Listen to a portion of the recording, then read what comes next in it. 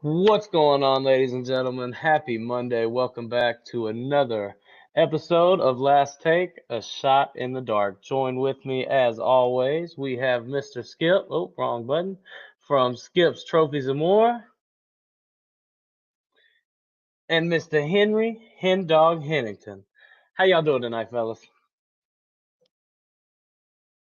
You Still. know, just life, but I'm good. Yeah. Uh, I'm good, man. I'm good. I'm ready to go, man. HenDog, what about yourself, man? Have some technical He's still difficulties right muted, I there. believe.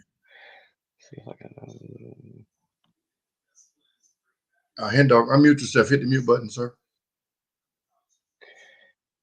Skip, anything exciting happen? Oh, there he is. HenDog. Uh, Oh no, I was just saying that just came off fresh off spring break, back to work today. oh. Upset about it. Upset about Who would be upset about a week it. long vacation and No. right back Damn, I into wish the every throes job of had a spring break. Yeah. Yeah. Oh, I get a lot of breaks. This is a good profession. I get a lot of breaks. Mm. So yeah, it's a huh? very good profession. It is. Yeah. It doesn't pay that much. It doesn't pay that much, but if you don't have a family, you don't have a, like I don't, then it's actually kind of good. Well, yeah, it Well, keeps you occupied. well, fellas, so I had a conversation with somebody that I see along my week at work, and they had me kind of thinking, and I wanted to ask y'all, ask y'all on this. So they asked me what the thing I remember and love the most about playing sports. Hmm. Me personally, mine was the team, the team aspect. Hen dog, what about you, man? What you think? Mine was, I agree 100%. Mine was the camaraderie within the locker room. The fact that, and then when we talk about high school sports because that's as far as I went. But I just remember that, when we won, it was like when we walked around campus, we knew each other and we seen each other and everybody knew us. And it was so nice. The fact that when you walk around, people recognize you as being the athlete, whatever on whatever team, and you get that kind of recognition. Even I'll be in high school, it was cool, but definitely the team and the camaraderie that happened with the team. But also, I'm not gonna lie, the attention that I got when I was out of class, So you just like you like the women, huh? I'm I gonna guess did. that's what it was, the women. Yeah, You the hey, star player. let me tell you something, man. No, I wasn't a star player. No, I wasn't a star player. No, I wasn't a star player. Oh, so But you got the hand me downs. yeah, well, I was that good. Hey, the hand me downs weren't always that horrible. I say I, that though. I hear that. Skip, what about you, my man? With me, man, it was more the competition aspect to one up your friend. When I was growing up, I'm older, but when we were growing up, we played every sport according to the season: basketball, football, baseball, track. All of my whole neighborhood, we had a baseball diamond, we had a football field, and we had a track at our little local gym. And we did everything according to the season. So with me, it was more, I got to be better than my neighbor, number one. Then I got to Mm. be better than my best friend. And then the big man on campus had to know that he couldn't just dominate me. And we all treated each other the same. So it was more of rivalry friendly competition. And then when we got into school, it was okay. Now I got to dominate my position versus showing that I'm just the All American, All World guy because I played with a lot of guys that ended up playing in the NFL. So um, Jimmy Jones played with the Cowboys. He won 3 Super Bowls with them. Reggie Rimmer played with the Cincinnati Bengals. Frank Neal played wide receiver for the Green Bay Packers. Gene Harris played, I think, on the scout team with the Saints. Greg Harris played. All these guys I went to school with either graduated a year with me or a year before or a year after. They Hmm. actually made it to the pros. So I played with some super athletic dudes, and I had to show that I belonged in that arena with them, and I think I did a good job of it. But that's what it was for me. It was more of the show I belong versus showing I was the best. And when you were recognized in that group as being oh, that's Skip, man. He played this position. That was enough for me because I was with the elite, so to speak. So Mm-hmm. that's what it was to me. Oh, that's dope, man. Hell yeah. I just wanted to hear what y'all fellas had to say on that one. So we gonna go ahead and dive right into it, man. Deshaun Watson had everybody fooled. No, Everybody. no, no. Why do you say no? One of the reasons why he did well, he had the Atlantans fooled here because he's from here. So yeah, he's coming back, no doubt. But when people are in his position, athletes are in his position where they can take it away. Atlanta has a history of not paying superstars. Um, all of their like in when free when superstar free agents were available, Atlanta never signed them because they wouldn't pay money. Then they paid money to the wrong superstars, Julio Jones. Matt Ryan deserved every dime he got. If anybody says any different, we can compare stats. But name another player that got a huge contract with the Falcons that was worth it. I can't do it. I can't do it. Exactly. I was thinking about that. I can't do it. So what Deshaun Watson did, in my opinion, was, okay, I want to come home. What are y'all offering? Oh, we'll give you 5 years, $200 million, or whatever it was. And then Cleveland said, we'll guarantee your whole contract. Where would you go? I would have went to, no shot at you, Henry, but I would have went to Detroit for $230 million guaranteed. You see what I'm saying? So when you say he fooled everybody, no, the Falcons let themselves down by courting this guy, and they got a quarterback here. They put off his signing bonus because they thought they were going to get him, and then I'm assuming it was contract negotiations that fell through. So when Cleveland won up to you and said, well, I'm going to guarantee you $230 million, there's nothing Atlanta could do but say, well, I'm going to guarantee $240 million. And they weren't going to do it. So, no, I'm going where the money is. And that's the bottom line. Because if they suspend him for a year, guess what? His money's guaranteed. Hmm. Yeah. You see what I'm saying? Which they're not going to do. They're not going to do that. No, they're going to suspend him for 2-3 games, if that. I'm going to tell you something. If Cleveland would have known that they were going to suspend him for a year, they would never have offered him that much money. So, I mean, come on. That's obvious. Well, yeah, that's it's common sense. It's common knowledge that the teams talk to the NFL office and know, hey, what kind of suspension you guys are handing out? On First Take or one of those shows this morning, I was listening while I was working. And one of the ladies, because all the women on these sports programming networks are against him. We'll get into that hopefully, but if not, it's what it is. But one of them said that why in the world would you give a guy that has 22 indictments or civil lawsuits awaiting him all this money? Stephen A. or none of them said, well, he hasn't been convicted of nothing. Nope. Just because 22 people are accusing him of something doesn't mean he's guilty of what they say he did. Mm-hmm. Now, they could have consented on something, and then somebody said, well, that's illegal. Well, let's sue him. That's what lawyers do. Well, even though you consented, that's still illegal, and you can get some money for it. The lawyer came out and made a statement saying, well, none of the NFL teams that were courting him conferred with us. For what? To give you leverage in a case against him? Exactly. I mean, common sense. I mean, and all of the women that are going to listen or are listening, don't take this the wrong way. Why is it that when a woman accuses a man, he's automatically guilty? But when a man does anything, make any accusations towards a woman, oh, he's just hating because she don't want it. Because if there was any criminal act committed, they wouldn't have dropped all those charges. Mm-mm. They said that a few of them some of them have been dropped. There were more. No, all of them have been dropped. All of them are dropped. All of them have been dropped. Yeah. Okay. All 22 have been dropped. Because I can sue HenDog for calling me ugly. Can take him to court, get lawyers and sue him. Doesn't mean I'm going to win. But exactly. So just because these women are suing him doesn't mean he did something so egregious that, well, I think he shouldn't be allowed. Okay. Tell him I'm coming. I think he shouldn't be allowed to play football because all these charges or these accusations were made. It's too easy to target a millionaire, multimillionaire, a famous guy. So somebody who's highly watched. to the women, I'm not saying that these women are lying. I'm not saying he's innocent. What I'm saying is the law, the letter of the law says innocent until proven guilty.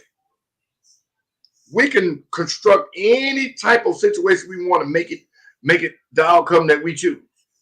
But just because you don't agree with something or somebody's lifestyle, be it sexual, whatever, doesn't mean it's wrong.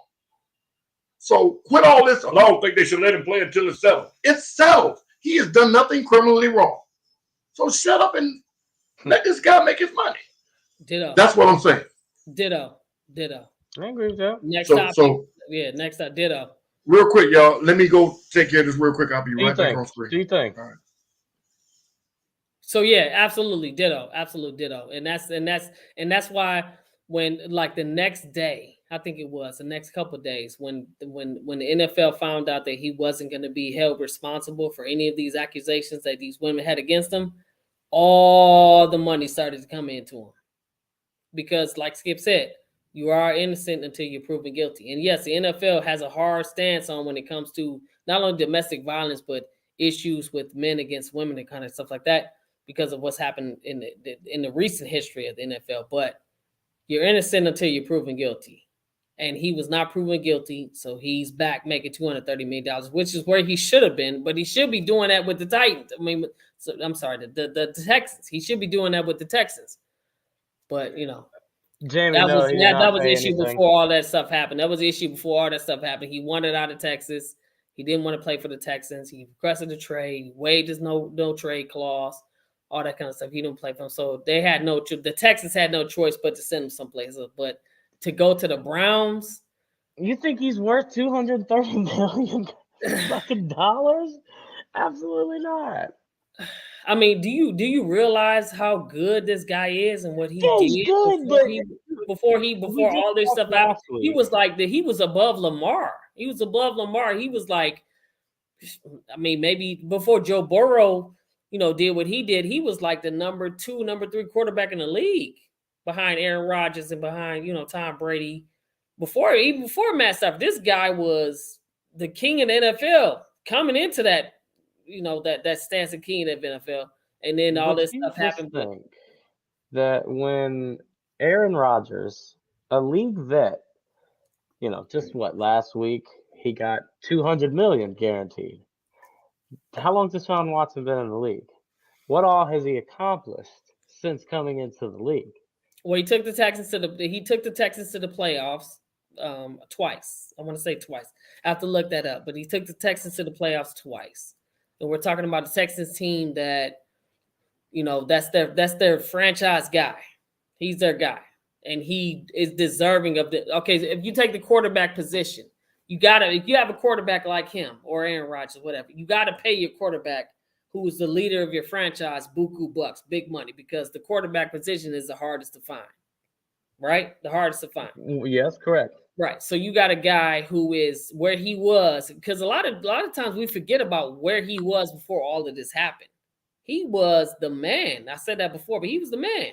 He was. So, yeah. So, all of this stuff, he's got to get himself in shape. He's got to play a little bit, get accustomed once again to the speed and all that kind of stuff. But I think that he definitely is somebody that you have to invest a whole lot into.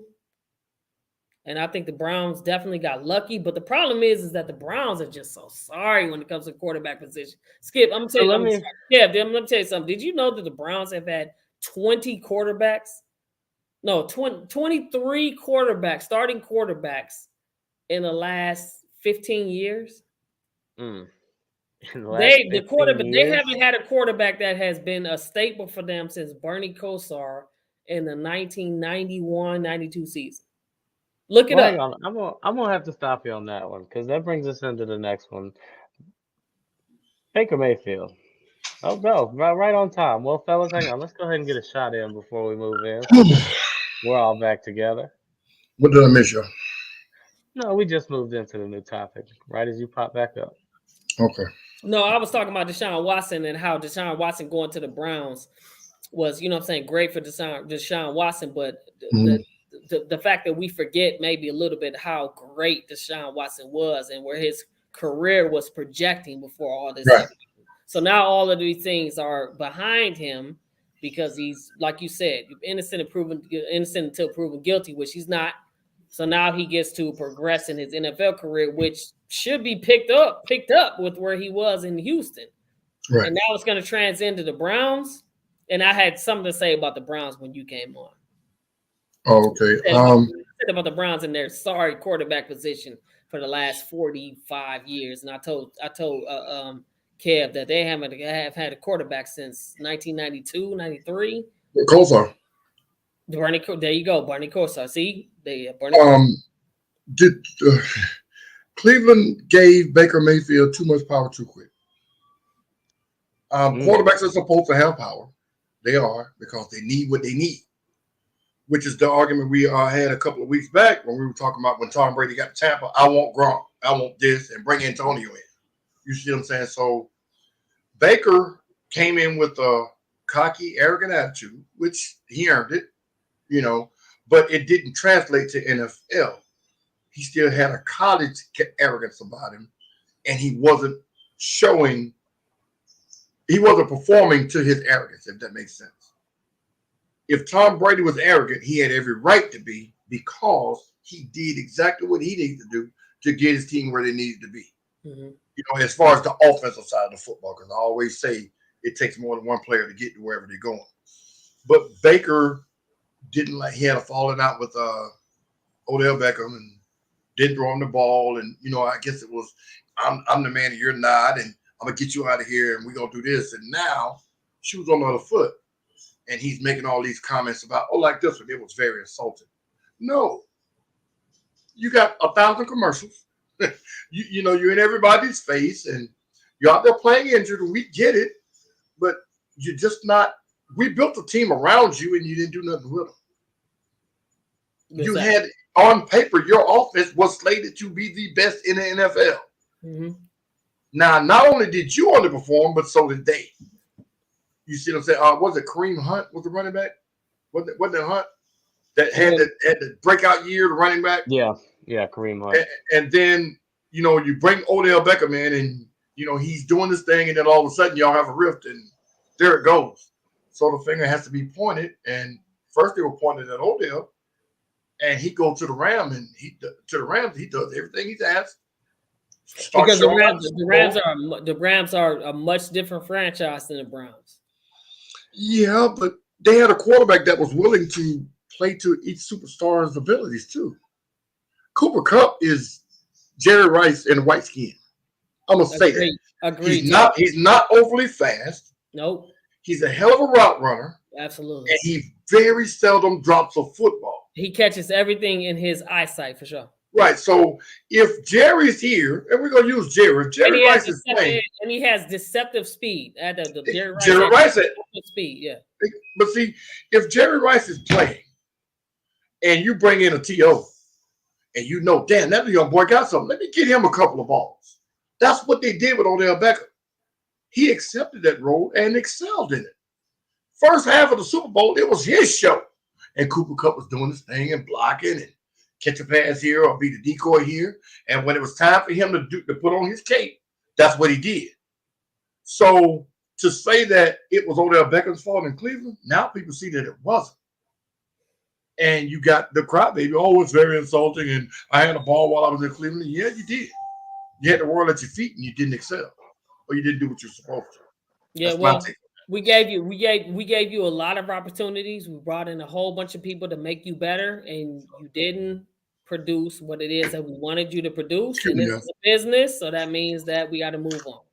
So then, HenDog, what's next for Baker? I mean, what's next for Baker?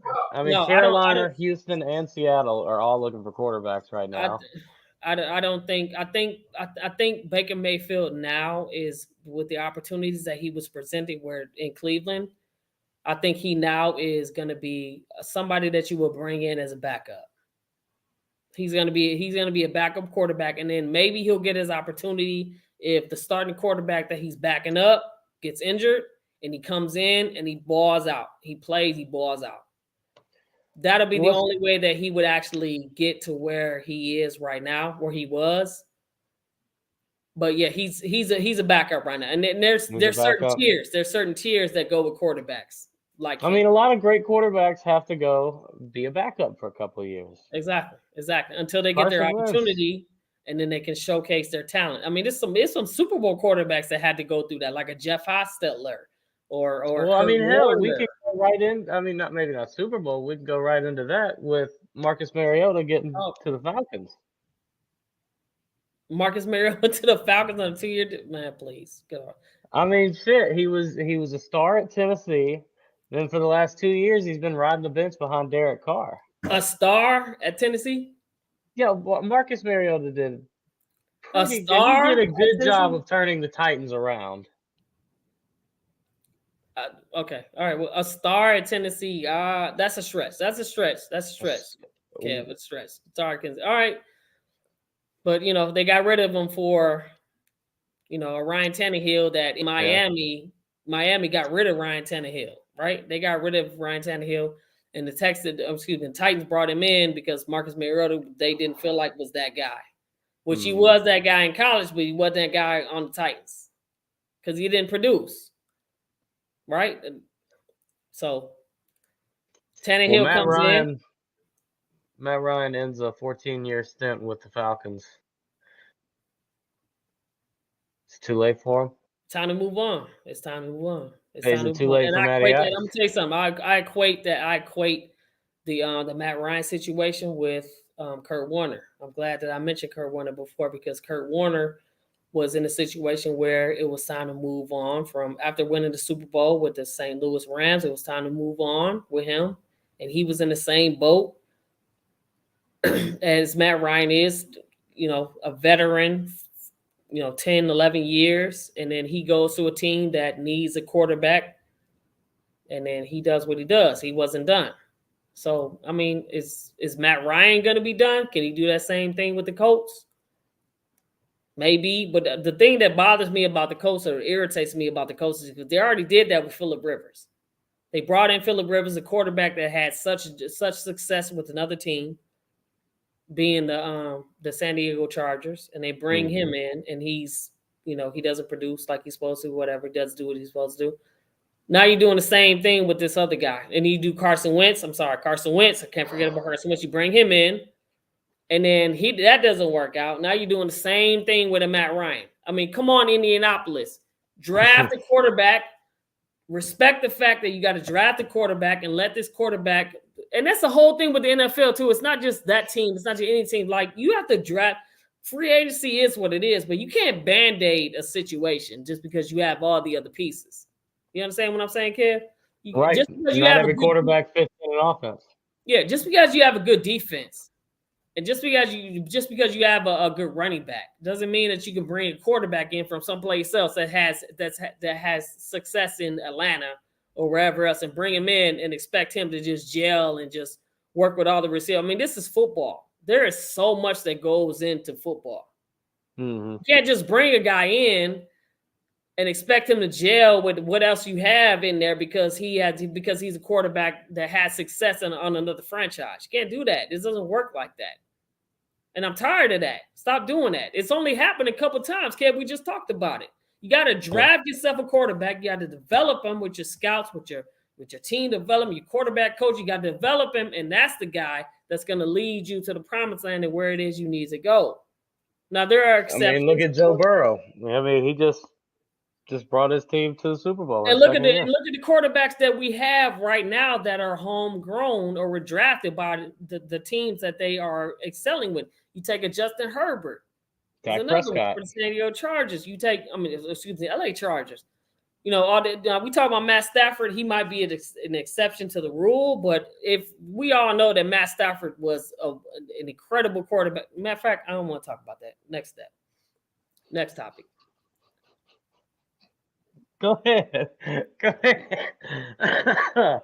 Actually, didn't he just get what was it, a Next topic, four-year man. deal? Next topic. Next topic. I believe it was a 4-year deal for Yeah, I do not 180,000. want to talk about Matt Stafford on this show, man. Or do you feel betrayed by Matt Stafford? Huh? Do you feel betrayed by Matt Stafford?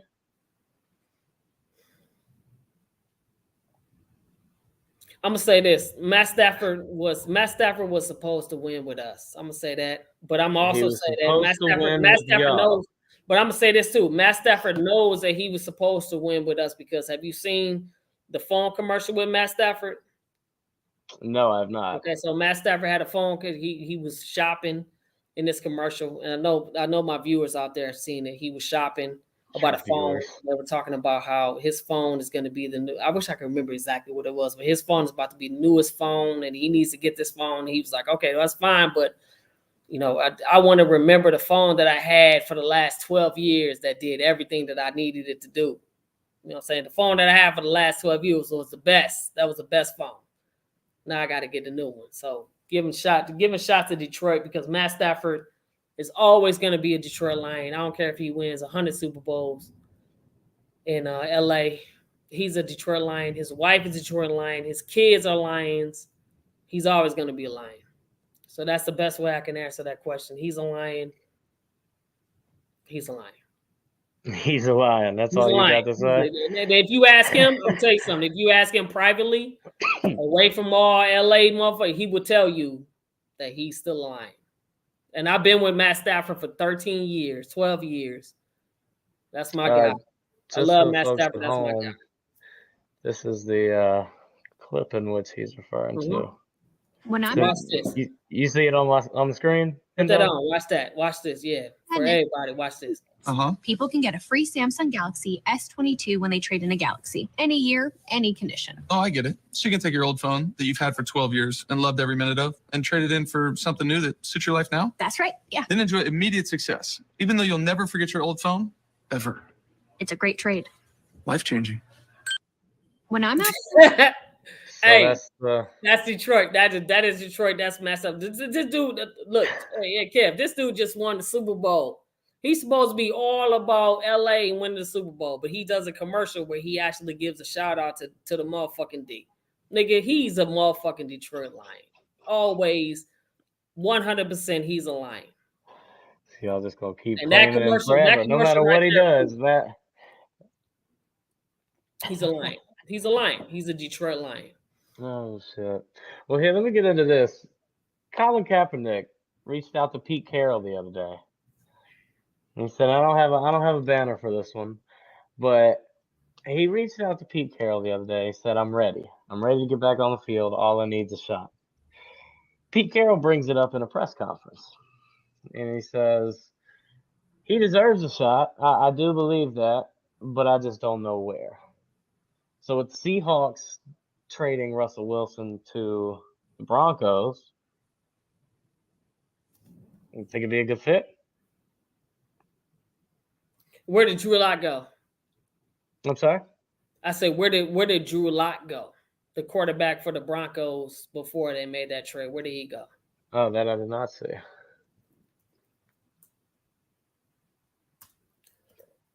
That's a good question. Yeah, it is a good question. I'm looking it up now. Oh, shit. Yeah, it says he went to the Seahawks. He went to the Seahawks. So I'm going to tell you something. Drew Lock is a quarterback that is not on the same level as right now as a Russell Wilson. He's not. And that's why that's why the Broncos felt like they needed to change. That's fine. I mean, it makes sense. This is a business, 100%. But Drew Lock is not a bad quarterback by any means necessary. So the Seahawks felt like, yes, we can bring in a Drew Lock and then maybe bring in a couple other quarterbacks and let him compete, and that's fine. But Drew Lock is a guy that has been a starter in this league and has had success in this league with the Broncos. Because what was the Broncos' record last year? That's a good question for you. What was the Broncos last year? Record last year. I know they didn't do too well. Let's look it up right now. I got it coming right here. Anyway, the point I'm trying to make is that they didn't lose. I mean, of course, they lost a lot because this is a guy that has taken them to 2 Super Bowls, meaning Russell Wilson, and he's been a staple of that franchise, resurrected that franchise, probably been the most successful. Well, it has been the most successful quarterback in that franchise history, 100%. And now it's over, and it's time to move on. It's time to move on for Bobby Wagner. Time to move on for Cam Chancellor. Time to move on for Marshawn Lynch. All these players that brought them to Super Bowls. This is just an example of a team recognizing that it's time to start over. We had that success with these guys, and now it's time. And all these guys are gone, and Russell Wilson is the last guy. So it's time to move on. It's time to see where our organization is going in the future. They brought us so much success. We love them. They're going to be legendary players. They can come to the front office and they can talk whatever. But football is a business. Football is a business. You got to move on. When it's time to move on, you got to move on. Regardless of how much it hurts, you got to move on. And Russell had to move on. I'm sure it hurt a whole lot of Seattle fans. I know it is because we just talked about Matt Stafford and how I'm almost in tears right now, but it's a business. Shut up! You got to move on. We were just on the topic of Colin Kaepernick. How did you get on to Russell Wilson's moving on? Russell Wilson was washed up. I mean, take a shot, HenDog. That's true. That's true. So I'm talking about Russell Wilson leaving. So you bring in Colin Kaepernick. Colin Kaepernick hasn't played in what, 4 years now? Yeah, 4 or 5 years. All right, so when did we get to the point where we're done with Colin Kaepernick coming back? I mean, I guess whenever he stops wanting to come back, because until then, he's not going to stop until somebody gives him a chance. But somebody's going to give him a chance. After 4 years of inactivity? Really? Robert Quinn, Dallas Cowboy player that just, Dallas Cowboy defensive end. Didn't play a lick of football for 5 years. Comes back, he's a fucking star. 7 sacks in his first season back in football. That's great, but he's not a quarterback. You know how difficult the quarterback. I'm not saying that position is difficult, but coming back after not playing for 4 years to the quarterback position is a lot different than coming back after however many years you just said about my man in the defensive position. Not to say the defensive position is not hard and you don't have to learn schemes and defense, all that stuff. But we're talking about the quarterback. The quarterback, the guy that is the catalyst for the success and not the success of a team. Lot tougher than. Well, remember what Skip said last week. You blame it. You talking about one guy. But you didn't believe that though. I didn't believe that bullshit. Your quarterback is supposed to be the one that is commanding. He ain't here right now. He ain't here right now. So now you saying that now, but you ain't believe that. I'll tell it to his face. The quarterback commands the team. If you ain't got a good quarterback, then you don't expect to have a good year. Mm-hmm. Your quarterback is the most important player on your team, and that's why you 100%. Hold them in the most regard. And to take it back to what he was saying about, well, I thought you said that. Yeah, you said that. Is Deshaun Watson worth $230 million? Absolutely. Hell no. Absolutely. Yes, he is. Absolutely. What? Absolutely. He ain't got the Super Bowl. He is. He's worth $230 million. Hands down, no questions asked. Because if you're the Denver Broncos, are you going to do another year with Drew Lock, who is not a good quarterback, who's not a bad quarterback at all? I said that before. But doesn't produce the way that a Deshaun Watson has produced in his career.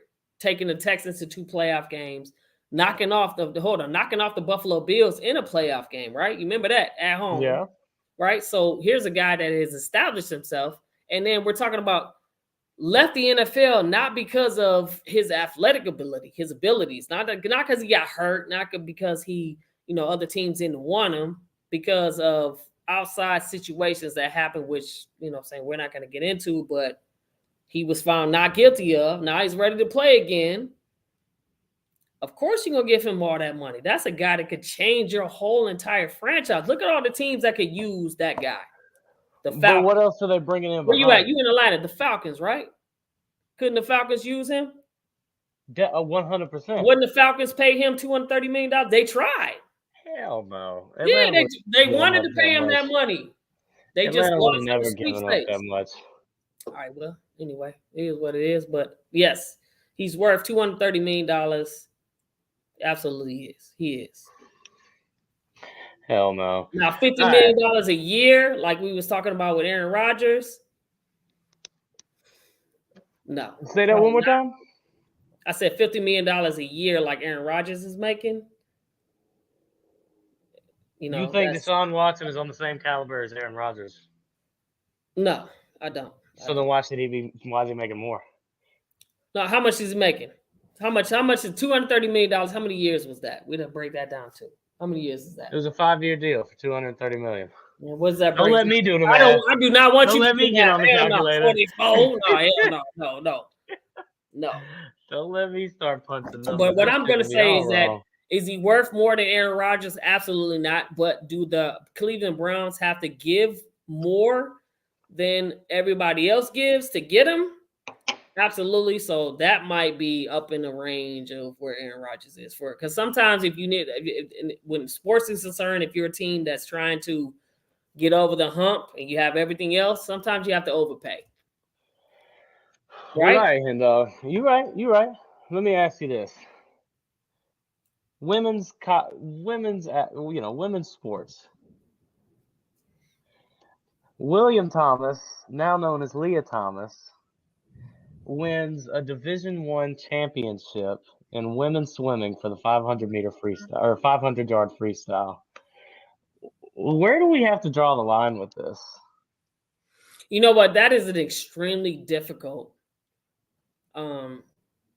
It's an extremely difficult conversation, and it's an extremely difficult situation, right? And it's one of those situations that I think that somebody made an effort to change things that are already established, and then those the people that be, the institutions that be, have to decide whether or not that's something that can be accepted because there's going to be so many people that are going to follow, or is it going to be something that we need to shut down because we don't want all those people to follow? Okay, if that makes sense, I hope it does. But we're taking this individual right now who is breaking records at Penn State, winning meets by 38 seconds. Now, if you watch swimming, anybody that watches swimming, sometimes, you could win by, your body length. I mean, in any type of racing, a second is forever. Second is right there, unless it's something different, right? Second's right there. We're talking about somebody who's winning by 38 seconds. Like he is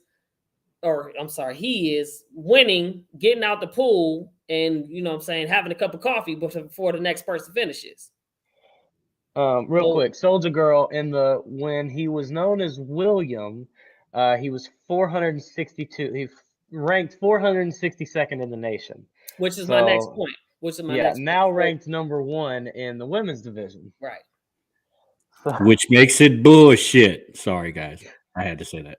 So I'm saying, exactly. So I'm saying that is not something that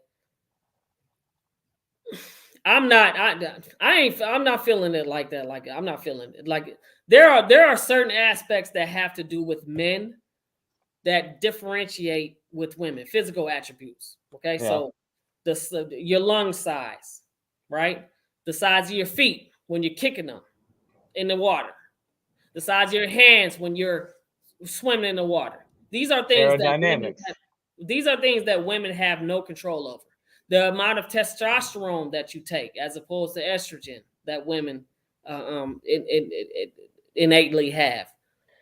We're talking about, these are things that men have an advantage over women. So that being said, do I feel like women can't compete with men when it comes to anything else other than athletics? Absolutely not.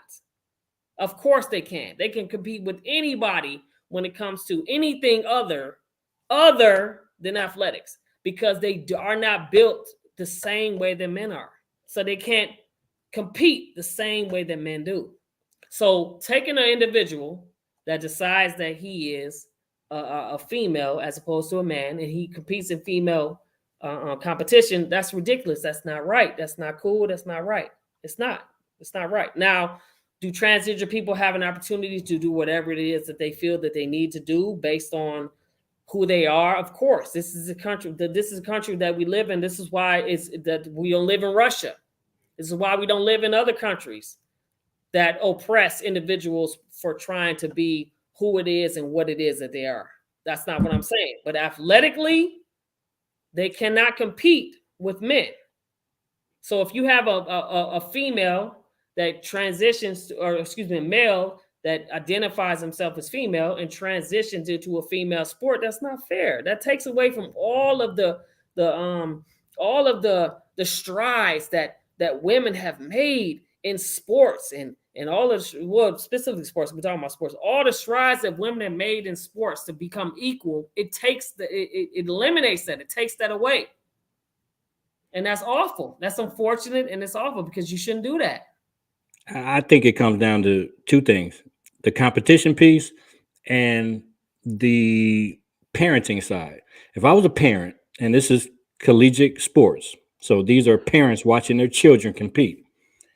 If I was out there and Bigfoot Willie got his big ass in that water and smoked my baby, somebody gonna get their ass whooped. Somebody gonna get their ass whooped. This is unbelievable that they're allowing this to happen from a parent standpoint. Like, Henny, you don't have any children, but if you had a daughter and she was out there getting smoked while this guy's drinking a cup of coffee, somebody need to get their ass whooped. Somebody at the school, somebody in the pool, somebody. You ain't gonna smoke my baby. And then the competition piece is very simple. Those kids are out there competing, and it's just not level set. It's not fair. It's improbable. But you know what the problem is with what you're saying, though? Because we can say that it's improbable all we want, but the problem is that there's no rule against it. Should there be a rule against it? There's nothing. No, there's no rule against it. So why isn't it dudes? Why isn't it dudes dunking on people then? In women's basketball, why isn't it dudes dunking on people in women's basketball? Because dudes haven't transitioned to playing in the WNBA. No. So that's going to be acceptable. In college. I'm misunderstanding your question, Mark. Why isn't it dudes dunking on chicks in college basketball? Well, because obviously there's women's college basketball and there's men's college basketball. So No. You're comparing a female sport, which is swimming, and another female sport, which is basketball. Why isn't it dudes dunking on women in college women's basketball? You know what? I'm gonna answer that question like this: If we allow Leah Thomas to do what she's doing, then we're gonna have that. We're gonna have Yeah, you're right. We're gonna have that. So somebody gonna get their ass whooped. Okay, well, here's what you have to do. This is not the. Well, I'm gonna say this. This is not the first time. Not the first time that there's been a rule that's been established, or a social norm that's been established that somebody questioned or somebody fought, and then we had to come up with a situation or an understanding to where we had to either allow that or we had to stop that. And that those were the laws that had to be created based on that, which is why the Constitution, I'm not talking about the Constitution when it comes to her. I'm just saying the Constitution in general. Shut up! Shut up! Oh my God. All right. What was the question? I'm sorry. That's fucked up.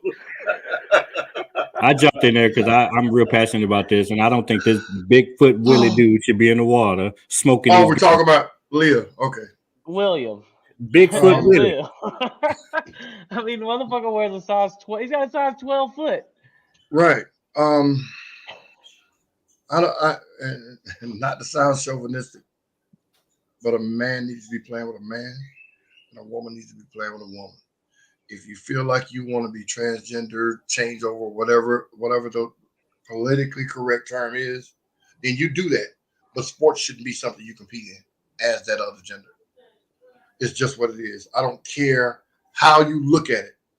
You're a man. There's nothing you can do to stop from being a man.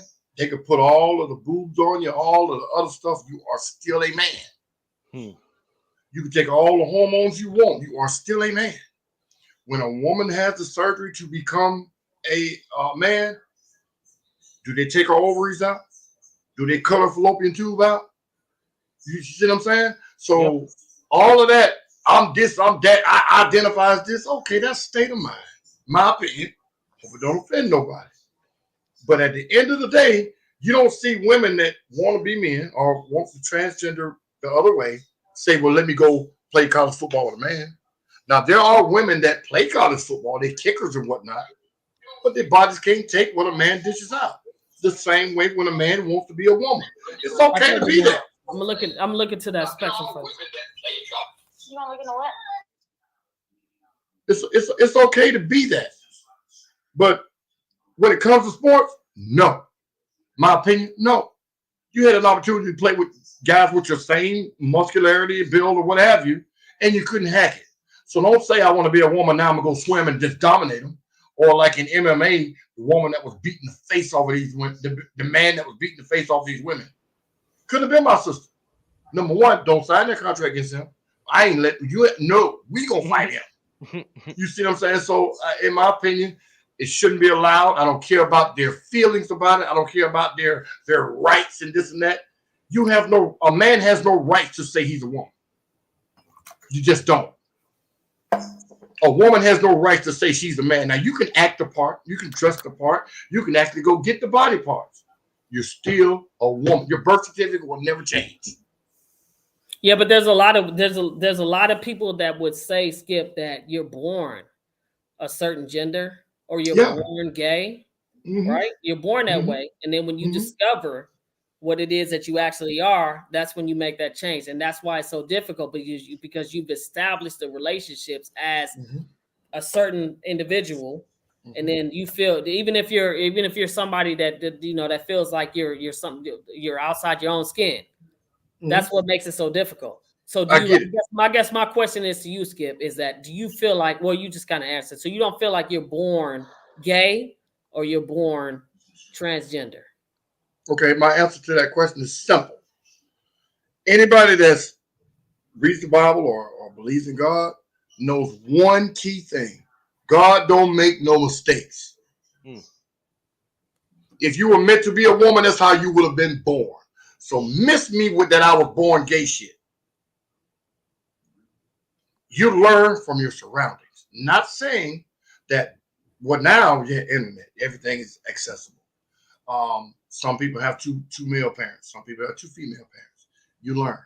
You say, well, if that's two females and I'm a man, well, what about two men? That must be okay. I think I like it because I like what they do.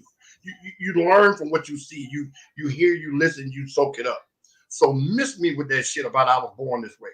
No, that's just what somebody told you. You took it and ran with it. Because God don't make no mistakes. So if you truly believe in the Lord, you should understand that he did what he did for a reason. Now you have a freedom of will to say and do what you want or what you believe. But no, all that I was born gay, no, I don't believe it. I will never believe it. So to Skip, let me ask you this. What can we do to, I mean, if we make this okay, they keep saying at all these swim meets, there's two different rallies outside. There's the people who are for it and the people who are against it. Now, do what you want to do behind closed doors, but how do we stop this from transcending over? Because don't let them play. And again, ladies, transgender people, whoever, I'm speaking my thoughts. I have nothing against what you believe and what you want to do. But a man that wants to be a woman should do that. Go enjoy your life. But when it comes to sports, competing against somebody's little girls, hell no. You could have did that when you was a man. But you been so long thinking and acting and talking and walking like a woman, you feel like, well, I can compete with them. You don't lose your muscularity. If you don't work out, of course, you shrivel up. Atrophy kicks in, I get it. But don't tell me that it's still not a man in that body. Don't tell me that you don't have the strength to break somebody's jaw with one punch, UFC. you still have the shoulders of a man. And I'm gonna say this. I'm gonna say this too. And I'm glad. And the lungs of a man, and the testosterone of a man, and the strength of a man. Right. So when we talk about her, if you do a little bit of research, when he was actually competing in Penn State, competing against men, it was. I think it was the University of Pennsylvania. I don't think it was Penn State. Yeah, it's the University of Pennsylvania. It was Penn. My bad. Yeah, it was even. It was even. Even Steven, right? It's only that he's breaking all these records when he became who he is right now. He's destroying and breaking all these records because of that. So I feel as though like if we allow not us and allow him, but if that's something that is acceptable and he does it or she does it, then how many people are going to come behind it? What if a male decides he wants to be a female college wrestler? Say that one more time. What if a male decides he wants to be a female college wrestler? And because Leah Thomas did it, we can all do it now. That's what I'm saying. That's exactly what I'm saying. So you're opening up a huge Pandora's box, a huge door where a whole bunch of people that might have felt that same way, but somebody did it. So now everybody else is going to do it. Right? Now, I'm not, like I said, I can't stress enough. And Skip, you said the same thing, because we have to make sure that we focus on those individuals who are transgender and those individuals who are whatever. But this is a situation. Athletics is not a situation where women can transcend or cross that barrier because they're not built the same. They're inferior when it comes to men in athletics. That's just what it is. When it comes to intelligence, absolutely not. Are they inferior? I ain't saying intelligence. I didn't say that. Okay. Okay. You said intelligence. I didn't say you said. I'm not finna do that. I'm not finna do that to you, Skip, after the whole cheerleading incident. I ain't doing that. But when I came back to the screen, I heard somebody say, I don't know what the context of the conversation was, but what about when a basketball player, man, wants to become a woman to go play women's basketball and start dunking on all these women? Mister made that point. Yeah, I heard it, but I didn't know what y'all were talking about. So if he starts to dunk and put his knees in their face and just run down the lane like LeBron, then what? Oh, we shouldn't let him play. Well, you let everybody else do it. He thinks he's a woman. D.L. Hughley was on The View with 4 women. They brought him on The View to roast him because he said Bruce Jenner is an ugly-ass woman. He refused to call him by his name. They were saying that, why would you say that? He was like, why wouldn't I? It's a man who decided at the ripe old age of 66 that he wanted to be a woman. This man was on the Wheaties box as America's best athlete. All of a sudden at 66, you decide you want to be a woman and women are running around talking about he's beautiful. And not only that, Skip, they actually voted him Woman Woman of the Year. This ain't even a real woman. This is a guy who's never experienced childbirth, never experienced a period, never experienced nothing, and he's Woman of the Year. But now watch this. Woman of the Year. He better than any woman that has all that stuff. Woman of the Year. And he still has all his stuff. Still has all his. Right? Yeah. He still got a dick. Yeah. Yeah. I thought he got rid of it. No. He still have a dick. He has a. Okay, so a lot of. Why does Something he like just like cut it in half or something? Well, I mean, when they do the surgery, I'm quite sure they do whatever they do to it. I don't know. I'm not going to speculate. Right. But he has not completely transformed however it works. But my thing is, everybody wants to feel sorry for a super rich guy, world famous guy that decides, you know what, I want to be a woman. He deserves the rights of a woman. No, the fuck he don't. He deserves all the ridicule he gets. Now, is it insensitive? Yeah. Is it right? No. But why should I praise a man that wants to be a woman when all these women need that praise? There's a lot of women out there that don't get it. Serena Williams was picked at because of her musculature, called her all kind of monkeys and apes. But here is a man that won gold medals for the United States. You called him beautiful. You see what I'm saying? You can praise the women you want to praise or the wannabe women that you want to praise, but actual women who are out there breaking down barriers and walls and everything else don't get that same praise when they actually earn it. So miss me with that shit about the rights and this and that. Fuck that. Any man that wants to be a woman, you have the right to do that. But when it comes to sports, you lose that right when you make that transformation. And only whether it's woman to man or man to woman, you lose those rights. Right. That's it. And only in sports. Only in sports, Kev. Exactly. Sports. That's the only place that really matters. What will make a big difference. Exactly. Only in sports. Yeah. The UFC guy that's crushing all these women. Did y'all when we had it up? Did y'all see the picture, the before picture of him? No, when he was standing there, oh man, he was talking about. There's a UFC fighter. I gotta Google it now, but there's a UFC fighter. He's breaking women's faces, literally breaking eye sockets, as a transgender woman fighting in the UFC. I did not know that. It pulls up a transgender fighter cracks female. I'm trying to tell you, this guy is. I mean, when I say now look at it. If you go into detail with it, they'll show a picture. They'll show a picture of him, and he was his shoulders. I mean, he was. And then you see him as a woman. The only thing he's lost is depth in his chest. Arms are still there, shoulders still wide. Is that it? Yeah, that's it. That's it. Look at this man. He is crushing women in the UFC because he wants to be a woman. What the fuck? Man, I'd kill him dead if he was to jump on one of my. Come on now. That's insane. But that's what's acceptable nowadays. But see, that's the thing. This is what's going to have to happen for them to say, you know what? Maybe we should stop this. What if he gets in there and kills one of them women? Is that going to be enough? That's what it's going to take. It's going to take. HenDog said it. It's going to take that for them to say, you know what? Once you make that choice, you lose all of this. You see what I'm saying? Once an athlete, a college athlete, decides to gamble, he loses his eligibility to play. Mm-hmm. If you decide to change genders, whether it be man, woman, or woman, man, you lose your eligibility to play sports. That's just what it is. You're going to hurt somebody or you're going to get hurt. Right. Somebody had a comment. Go ahead, HenDog. Go ahead. No, go ahead. Go ahead. Somebody had a comment saying, so why don't we basically make a league for transgender people? It's going to be the same as the WNBA. Nobody's going to tune in. Exactly. Nobody's going to care. Nobody's you going to wouldn't tune watch in. You wouldn't watch the TFL? Go ahead. TGFL? It's like this when it comes to that transgender league thing. Like HenDog said, this is the WNBA. We have fabulous women athletes. Fantastic. They're dunking and everything now. Mm-hmm. And it's not getting the traction that it needs to have. I watch it because I'm an athlete and I love it. But the transgender league, it'll be popular for one season. Because we just want to see what's going to happen.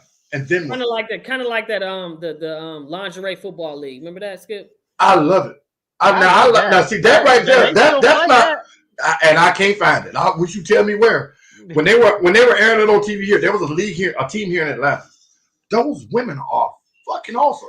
They were playing football. Real football, yeah. I'm like, what the, and I'm thinking, okay, it's just strippers doing this here. And I'm, wait a minute, she hit her. You know? She hit her. But that has nothing. That's way different than what we're talking about. Mm-hmm. We're talking about men want to be women and women want to be men. Yeah. Those are women that like football. Right. That's what that was. Yeah, that's but I just. But can you put a woman on an NFL field with men as a kicker? And that's it. Or that's it. Or a punter, a kicker, punter. Yeah, that's it. Or a holder for the kicker. Yeah, but anything else, no. The physicality is just too. There are men that can't stand that punishment. Mm-hmm. Mm-hmm.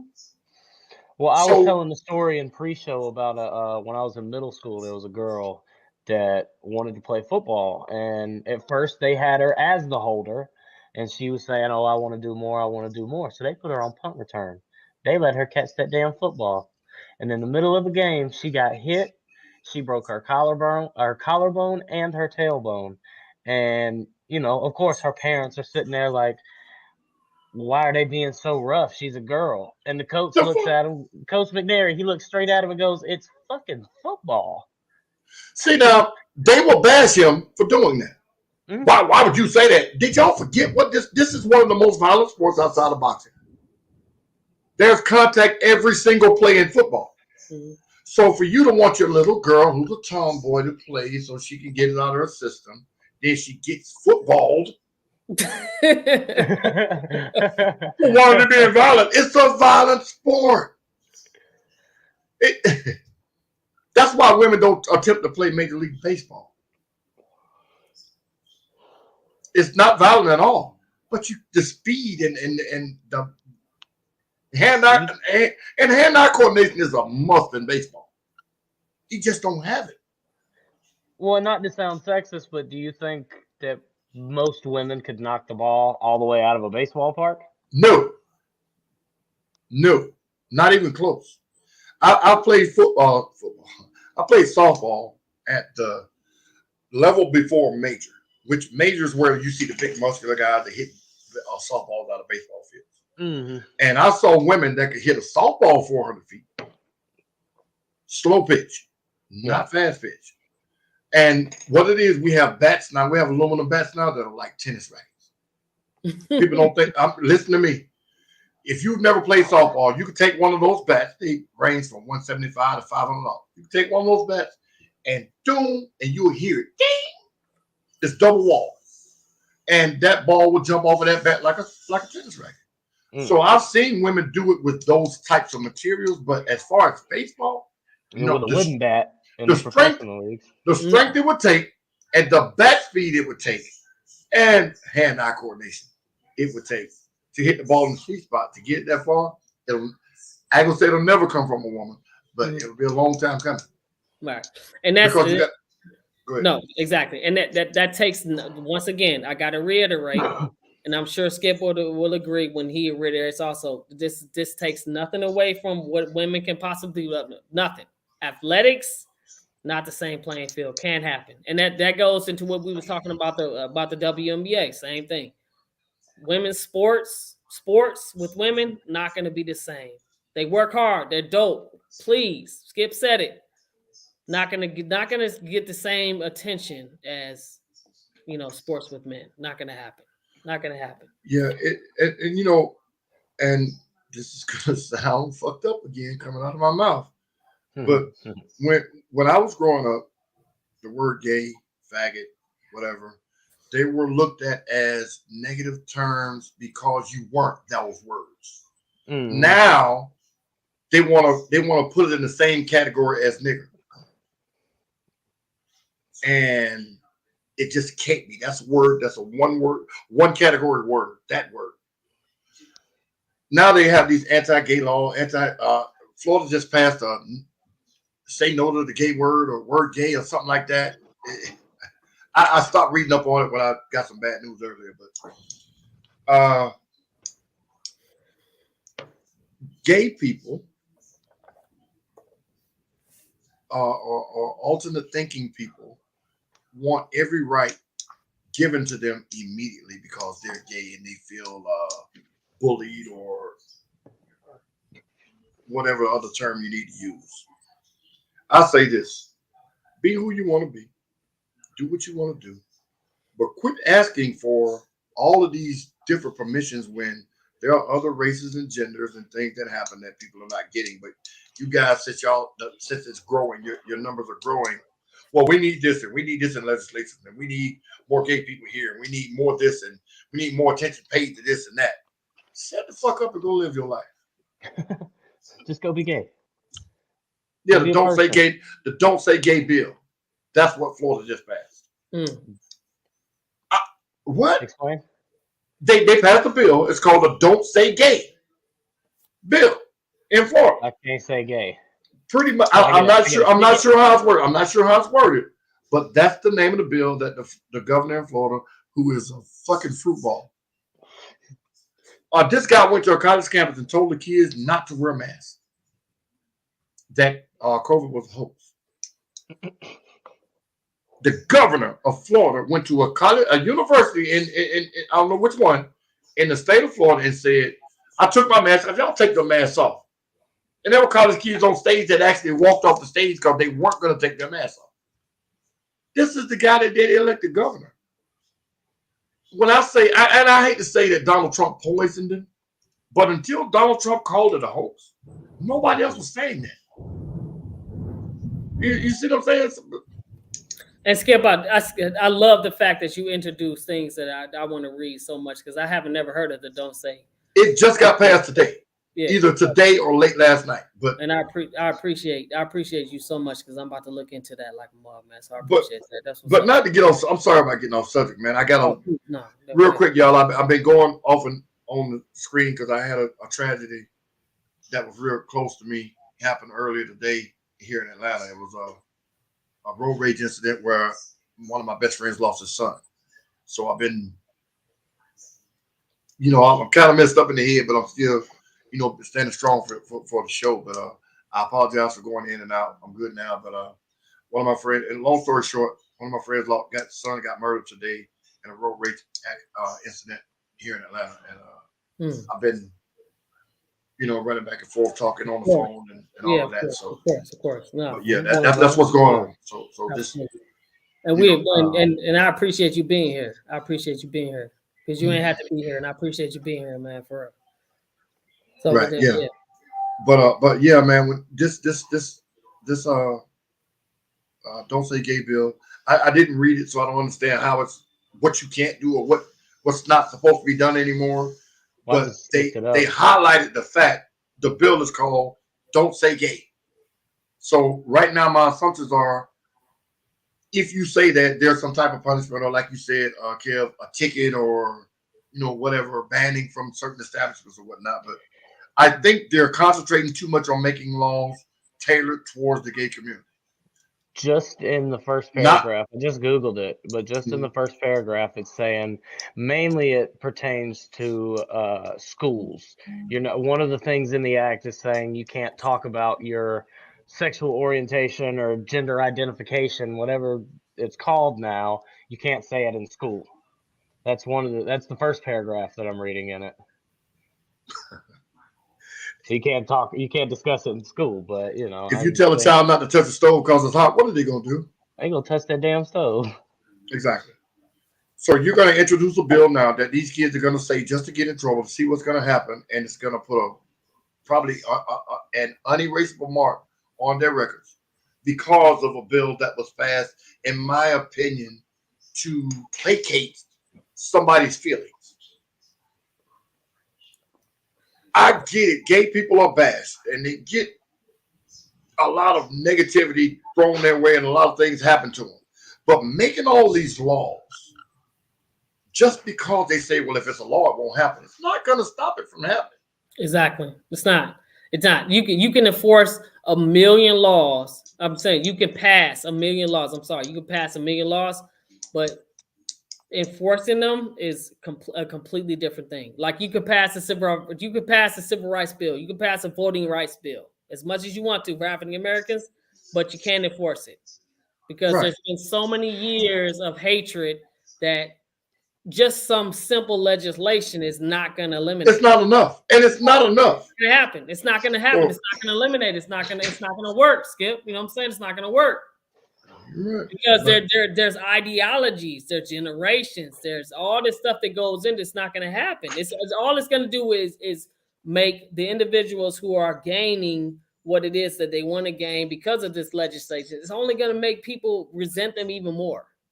Does that make sense, Skip? It's only it does, and it's going to make the haters say, well, and excuse my French, but I'm just speaking my mind here. It's going to make the people that are transphobic or gay phobic or homophobic. It's going to make the homophobic. Yeah, it's going to make the homophobic people say, "Well, fuck that faggot." And again, anybody watching, man, I'm just talking about the topic. I have my daughter's gay, so if that don't tell you that I'm not against it, then it's what it is. But and in my family, my brother is transgender. So right along with you, Skip.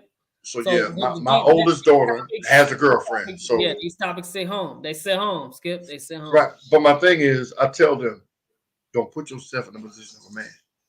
You do what you're gonna do. Go to wherever you want to go. Be who you're gonna be. If my phone rings and you say somebody did this to me, I'm coming loaded for bear because you're my child. not because you're my gay child. How did you understand what I'm saying? how did you feel about initially? How did you feel when your child told you or came She out? was scared. She was scared to tell me. I can see that. Hey, Kev, I can see that. I can see that. Because my oldest, I have 3 kids. I have a 34-year-old, a 29-year-old, and a 20-year-old. My oldest is 34. She wanted my wife to be there when she said it to me because she was scared that I was going to blow up and curse her out and all this here. Because, as a kid, when you hear your parents talk, oh, that old gay guy, that old this, that old that. Sure. When they decide to be that way, I don't want my dad to hate me, but I For want to sure. tell him. I want nobody else to tell him. Absolutely. Yeah. So when she said, Dad, I got something to tell you, she got up and backed away. And I was like, wait a minute. And I'm looking at my wife, and they were like, just sit down. I was like, hold on. Number one, don't you ever think I'm going to hurt you. Whatever it is you got to tell me, we can fix it. And when she told me, it caught me off. It took the breath out of me. And I was like, okay, well, what are we doing? And she said, what? I said, well, what are we doing? Well, that's it. I mean, what else can you do as a parent? You don't stop loving your child. No. Right. You don't stop loving your uncle or your cousin or whatever. Unfortunately, a lot of parents do. Right. I do have some friends that have been in that situation. Mm-hmm. Jamie, you said a mouthful. She didn't want to disappoint me because she was my rock. She was my athlete. She was my everything, as a daddy's girl. So my dad's going to be disappointed now because I like girls. No, I'm not going to be disappointed. It was shocking. It took the wind out of me.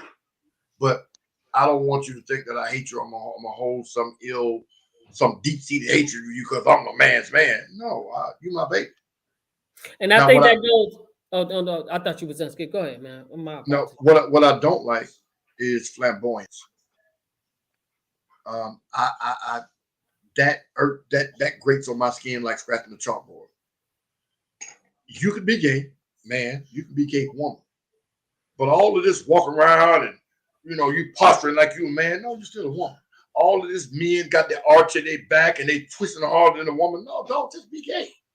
You don't have to protect it like that. When you do that, it's almost like I'm going to shove it down your throat. And see, like I said earlier, I'm a man's man. If you come around me with that, I'm going to be like, hey, y'all, I'm gone. I got to get out of here. Because, see, you're going to say something to me and say that shit like a woman talking, oh, girl, such and such. And I'm going to hit you in the mouth. Yeah. So rather than be around that flamboyance and that, what I call it, stupidity, I get away.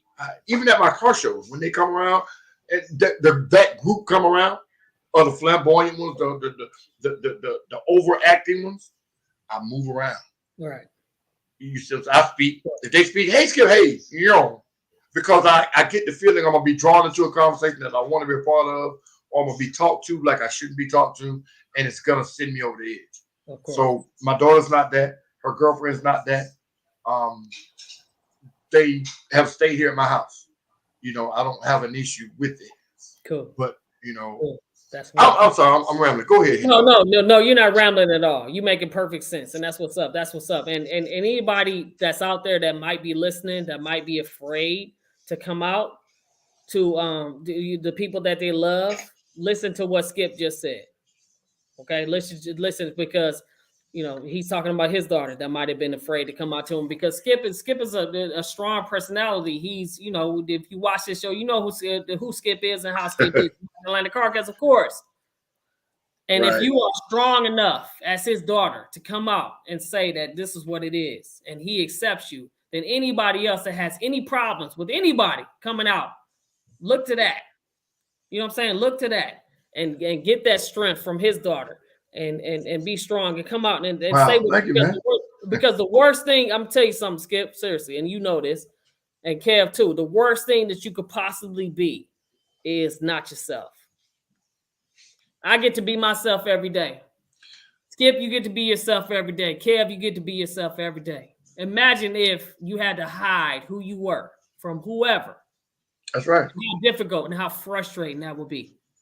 And imagine if you came out and let somebody know this is who you are and this is how I am, and they rejected you. That would be detrimental. So Skip, big ups to how you accepted your daughter and her girlfriend, man, big ups to that, Skip. Big ups to that. Yeah. 100%. Yeah. Everything y'all just said is correct, but we got to draw the line somewhere. Hey, Skip, If I think I I come love out- you, man. You the shit. I love you, dog. You dope, man. I don't have an all sound button. I would. Go ahead, kid. Go ahead. Oh my God. I don't care. I don't care. I said it. I said it. I said it. I stand by it. I said it. I don't give a fuck. Skip, you the shit. Go ahead. Oh shit. But okay, so but wrapping it back to what we've been talking about with the whole Leah Thompson situation and all of this that we talked about is wrapped into it. If I come out and say that I identify as this red lighter, and you tell me I am not a red lighter, what makes you say that? I think I'm a red lighter. So what makes you say I can't be a damn red lighter? This But see whole that- thing is coming from J.K. Rowling, the writer of all the Harry Potter books, was canceled for saying gender is a fact. Whether you're a chick with a dick or a dude with tits, whatever you were born with is what you go get a dick at it or you go get some tits at it. Oh my God. You're still, I mean, that doesn't change who you are. Oh my God. Hey, Skip, you know what? Hey, Skip, hold tattoo on. my entire body Hey, red. Hey, Kev, hold You on for a can't second. tell Let me me ask I'm you a not a big question. liar. Hold on, Kev. Let me ask Skip. Hey, Skip, can I ask you a question? Yes, sir. Do you think you're born gay? Do you think you're born No. transgender? No. I told you that. And why I don't? Because God don't make mistakes. Oh, okay. Okay. Yeah, you did say that. You did say that. That's just it. If we truly believe in a higher power and we believe what we're taught or what we read in the Bible, he does not make mistakes. Okay. So all of that, I was born this way. You have no way of knowing how you were born. Mm. You don't start learning till 4 or 5 years old. At least learning to remember. So don't tell me you know how you were born. You don't. Everything is learned. Everything is learned. So miss me with that. But anyway, you know. Well, like I said, I have a family member who is transgender, and I would still tell you this: that growing up with her, she went from female to male. So growing up with her was difficult because she was always, when she was she was always upset, always frustrated, always something was always wrong. And then she decided that it was time for her to come out and let us all know that she identified with male. And I'm gonna tell you something, it's been a 160 degree, 180 degree, no, 360 degree in her personality. His personality now. It's been completely different. So do you call her your brother now? Yes. And her name is her. Yeah, I call her my brother. I was about to say her name, but I can't do that. But yes, that's my brother now. Was my sister, is my brother now. 100% happier now as my brother than she was as my sister. Now, yes, Skip, you're right. And there's nothing wrong with that. And them being happy with their choice. But at the end of the day, it's still that, a choice, in my opinion. Gotcha. And like my sister, my oldest sister, who's younger than me, is now gay. She has 4 children. Mm-hmm. And I my running joke with her is, you are my new little big brother. Gotcha. And I'm glad you said that, Skip. I tell people that. Yep. And you're my new little big brother. What? Yep. Oh, fuck you. Yep. But it's what it is. You just have to accept it because now it's every day. It's in your face. Mm-hmm. But she's not flamboyant. And that's just me. That's my hang up. I hate flamboyance. And I think Soldier Girl said something about it's their identity, and I have no idea what they're dealing with. I get it. But overbearing is something that people don't like. Yelling is something that people don't like. And when people do those two things, you get away from it. Flamboyance to me is way over the top. You don't have to be. Now, I get it. If that's the way you want to project yourself, okay, that's cool. That's why I said I move away from it. I don't tell them what they can't do or what they're not going to do around me. I'll move. I'll leave. But it's what it is, man. And like I said, I'm gonna say this too. I'm gonna say this too, just like you said so eloquently. Mm-hmm. You know, I don't love him any less.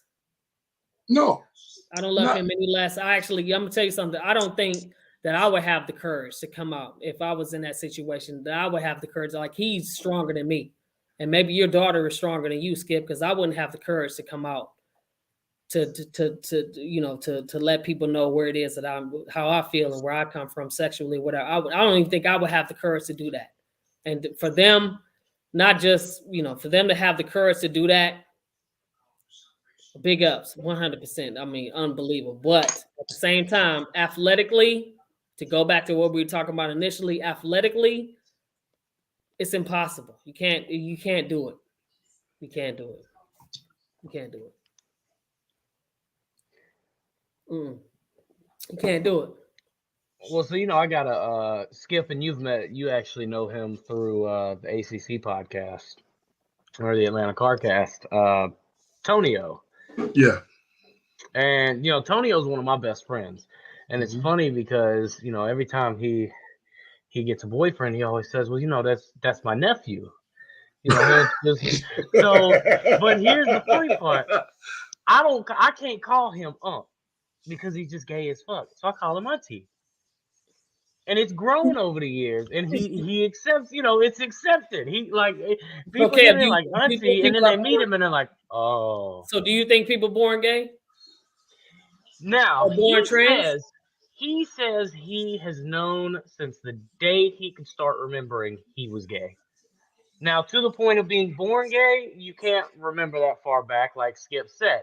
But he says from the time he could remember anything in his life, he has always been gay. And he said, and his mama's gay too, and she didn't come out.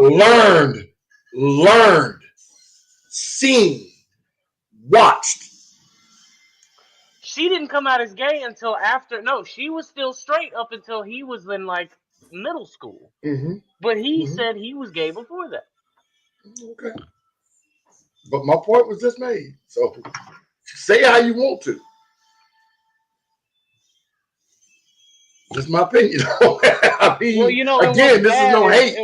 And what's actually bad, and I don't want to say this is bad, but now it's becoming so much more acceptable to be learned. There was a Disney movie, Little Red, I think it's called. It just came out. I was reading something the other day online, and they were talking about how at the beginning of the movie there were two girls kissing, and Disney took it out of the movie, and then people got mad and they put it back in. So now it's since it's so acceptable now, and I'm not saying, nothing against it, but since it's become so normalized, it's to the point where we feel like we have to push it as a society. Right. TV shows, sitcoms, everything now Thank you, Jamie. Everything has a gay segment. I'm gonna say if to make you understand what I mean by that is, normally they would always have the two people that are hot for each other. They kiss and they, do the fake making love thing. Now they like Power, for instance, taking it to the next level.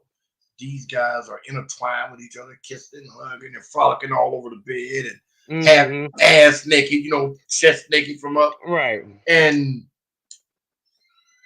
TV is one of the biggest influences on children nowadays. So if it's normalized, then what's to make a child say, you know what, I want to try that? Everybody's doing it. You see what I'm saying? That's my take on that. If it's not, if it doesn't sound right, I can't. My mind's all over the place. I'm sorry, but I hear you. I know you're in a place. Soldier Girl just said pride matters. Now, 100%, pride matters. Do what you want to do, as long as you don't try to do me, we're okay. You know what I mean? When it comes to and that's what I told Auntie the first time I met him. Do you? I don't care what you do behind closed doors. But it's to a point now where it's being forced. And now the reason we talk about it tonight is because it's being forced into sports, somewhere it has no business being. But if you're saying what you're saying, though, you should agree with that. It shouldn't be a problem in sports. If you saying do what you do, you know what I'm saying, you don't have no problem with it, then you shouldn't have a problem with it being in sports. Do what you do in your personal life, but sports is not your personal life. Okay, so I'm saying when we talk about sports, I'm saying what I said before. Men have larger feet, larger legs, larger muscles, larger lung everything. capacity, larger muscles. The testosterone adds to it. You know that those are things that women can't compete with because of those are things that we see from God.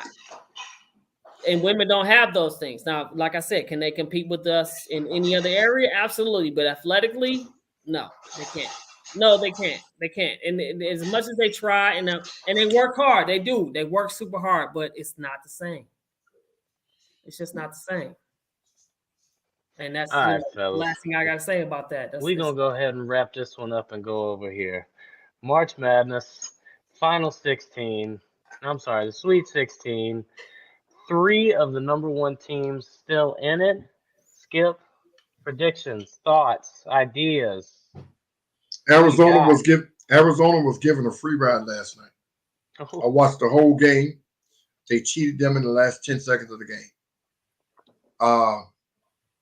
Arizona the game was over. There was a foul with 1.5 seconds left. They did not call it. The guy picked the ball up, went down, they took it overtime.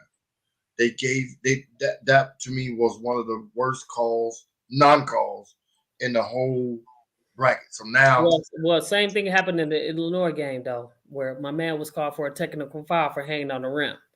Well, yeah, he should have been. You think he should have been? Okay. Yes, he should have been. At that time in the game though, it doesn't matter when it was. You know that's against the rules to hang on the rim. You don't. You snatch down. You let it go. Yeah, but like he did. He was in no danger of falling on anybody. Okay. So it was too long. Now, like you see Shaq do it when he holds up, he's looking below it. Now, some of it he knew nobody was below him, but he was circumventing the rule by looking down and hanging on the rim. I wouldn't want to get right. But see, one of the reasons why he would always look down, it gave him another 2-3 seconds to hang on the rim. Mm-hmm. Because what he could say to the rest was, I was making sure nobody was under me. I didn't want to hurt nobody. Hurt myself. But isn't when you get to the end of the game, you don't want the referees to decide the game, though. Skip. Don't break that rule. Don't break that rule. Their job is to blow the whistle. Well, in football, Skip, it's a holding penalty on every single play. Right? Yeah. No. So you can call a holding penalty every single time. You don't call it when it affects the game because you don't want. See, that's the thing. That one time you don't call it could change the game. You see what I'm saying? True. Yeah, that's true too. How many times do we see where there should have been a penalty at the end of a game and just let them play? Yeah. But this year, it was all over ESPN. The guy got trapped in the corner. He dribbled out of it. He was at the half court line was here, the out of bounds was here. And they bumped him back across half court. And everybody was like, where's the foul? He picked the ball up, went to the other end. Time ran out. It went overtime, and Arizona ended up winning. No, it was just a farce. I mean, they outplayed Arizona the whole game. And anyway, I won't. Arizona goes up number 5, Houston, on Thursday. What do you? I don't think they're gonna. I want Houston to win. I'm rooting against Arizona all the way through because they were given a free ride. But I think I don't think none of the number 1 seeds are gonna. Only one of the number 1 seeds is going to Final Four. That's my prediction. And I think it's going to be Gonzaga. I think Gonzaga's going to win it all, but I want Duke to go as far as they can. I was going to say, so you think Gonzaga could beat Duke because they would end up playing essentially? Yeah. Gonzaga they monsters. They're number 1 in the country. They're not just a number 1 seed. They are the number 1 team in the country. They monsters. Duke's riding on Coach K's farewell season, so yeah, but just like North Carolina, which I was rolling with Coach K in that final season, absolutely because of that. Oh, I want him to win because of that. But did y'all see how North Carolina dismantled their ass the last game in the regular season? Did you see how North Carolina dismantled who they just played? Knock them out too. Dismantled, yeah. So they're there. And then did y'all see Michigan? Michigan beating Tennessee. Tennessee was ranked number 3. Michigan is in there. A team that's 17-14. in my opinion, shouldn't even be in there. And I'm a Michigan fan, but they're there and they won against. Why you think they don't? Why don't you think they should be there? 17 and 14. Come on, man. The There's Bengals 64 shouldn't have been teams. in the playoffs in the Super Bowl this year. There's 64 teams though, HenDog. Yeah, but when you do 17 and 14, you know, 7th place in the Big Ten, you get there because you're Michigan. You get there because you're Michigan. And the Texas A&M coach, did you watch the Texas A&M coach? Texas A&M didn't get in, and they had a better record. And he was extremely frustrated, damn near in tears, because he was like, man, we worked so hard to get here, and we had the record that we have, and we should have been here, but we aren't because teams that are there because of who they are when it comes to the NCAA. And I agree with them. No way that Michigan should be in there at 17-40, but at the same time, they beat the number 3 seed Tennessee Volunteers. So they're going up against Villanova. They're 11th ranked. They're going up against the 3rd ranked Villanova, 2nd ranked Villanova Wildcats. So we'll see. I'm looking at Michigan. Skip, you looking at I still want Duke to pull rabbits out of their hat. You're looking at Not Houston. gonna happen. You're looking at Houston beating Arizona. I'm looking at the Michigan game against Villanova. Yeah, I think it'll be the right kind of karma if a team that shouldn't. Well, they shouldn't have been in a close game last night. But the team basketball is one of those sports where you can have Shaq on your team, he still can lose. Exactly. Yeah. You see, Sometimes that shit don't go in. right? You see, it's all about making shots. Mm-hmm. And the one good thing about basketball is every time you make a shot, I get a chance to make a shot. Exactly. Not a lot of sports are like that. Baseball's like that. Exactly. Well, football like that too. Yeah. Yeah, but see, the difference. Well, there's no difference because all sports is you make when I get a chance, blah blah blah blah. But basketball is a little different. Well, you know, every sport. Go ahead. Every sport kind of comes down to.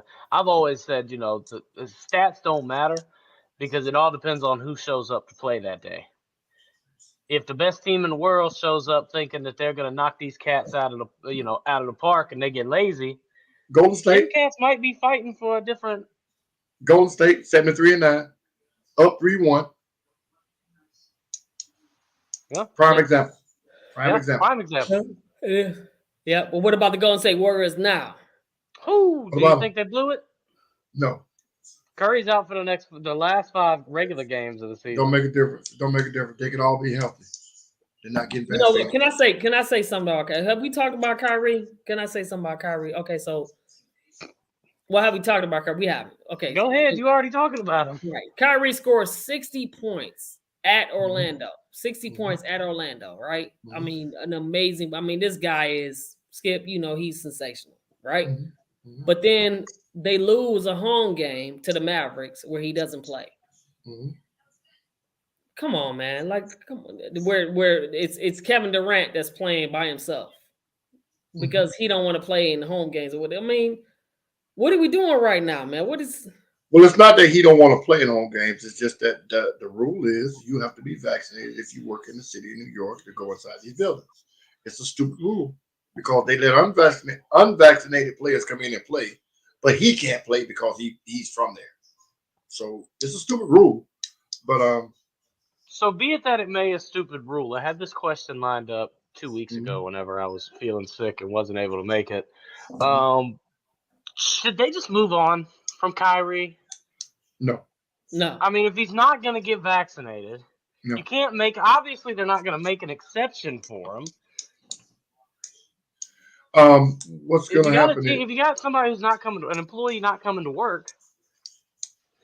No, it's not that he's not coming to work. It's not that he's not coming to work. Other things are in place. He's not coming to work. He ain't coming to work. Let me finish. Kyrie wants to come to work. He's not being let in the door. If the New Jersey Nets made this rule, then yeah, he's not coming to work. They didn't make this rule. The city of New York made this rule. You see what I'm saying? Kyrie wants to come to work. He wants to come to work like he wants to come to work. But Skip, you're an athlete, right? Mm-hmm. How would you feel in the locker room if a guy, superstar or not, if a guy is you are playing in home games, but this guy doesn't want to play in home games, whatever reason. How would you feel in the locker room about that situation? He plays in row, scores 60 points, balls out, and then you by yourself because he's not going to, because of the mandate. That's fine, but he ain't playing with you against he not when he very well could be with you against the when you lose to the who did I say to lose? So I forgot who I said the loss to. The Dallas Mavericks. Yeah, the Dallas Mavericks. He ain't rolling with you when you lose to the Dallas Mavericks. You fight like a mug, Skip. You fight. Gotcha. He ain't there with you. Gotcha. Let me add to that real quick before you answer, Skip. What happens if a team wins a championship with a guy who can only play at away games? Never how gonna would happen. you feel with that? Don't even. No, but how would would you? I'm you tagging can't, on your question. You can't answer that question because it's not going to happen because Kevin Durant couldn't do it with Steph Curry and Draymond Green and Thompson. So him doing it by himself now, nah. But to answer your question, I think Kyrie is a cancer. He's been a cancer since he left Cleveland. He was a cancer in Cleveland. That's why LeBron and him both left. Because he's a cancer. He proved it when he went to Boston. He was a cancer. So if I was in that locker room in Brooklyn, I would be pissed because they're kowtowing to him. He's a great player. But he brings all of the negativity in his mind out in every city he goes to. So you definitely don't want a guy like that on your team. I'm not gonna say that. Regardless of how good he is, do you want that guy on your team, Skip? If I'm trying to win, or if I'm trying to get to a certain point, that's just like saying I don't want Shaq on my team. Kobe and Shaq couldn't get along when they won 3 rings together. See what I'm saying? You don't have to like the people you work with in order to get the job done. Yeah. So if I'm there and I don't like what he's doing and I'm still getting my minutes or getting my money, okay, well, that's their problem. I'm going to do what I got to do to get this paycheck. Got you. Now, if you ask me, fuck him. That's what I'm going to say or think. But he's a fucking cancer. He's a quirky guy that is pushing all of his crazy thoughts and ways on everybody else.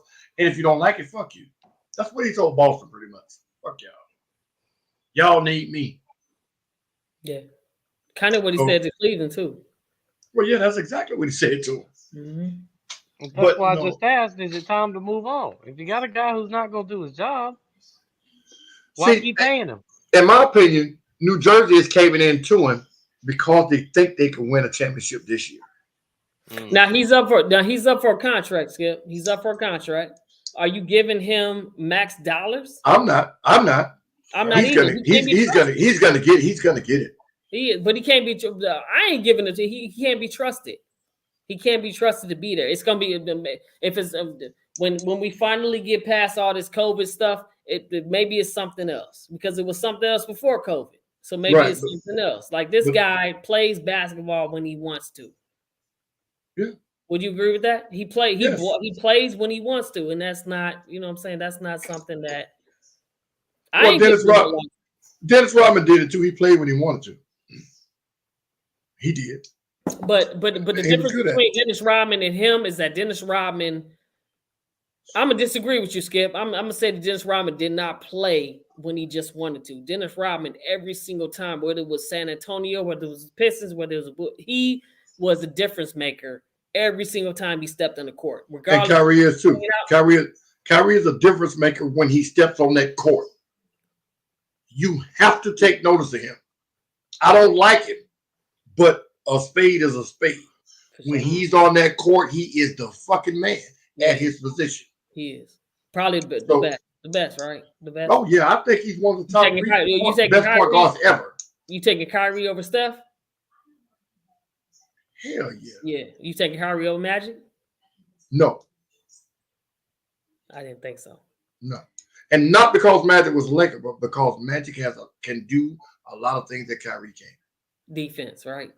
He can defend the small forward. He can post up. Yeah. He can play other positions. Kyrie can't play the 3, the 4, or the 5.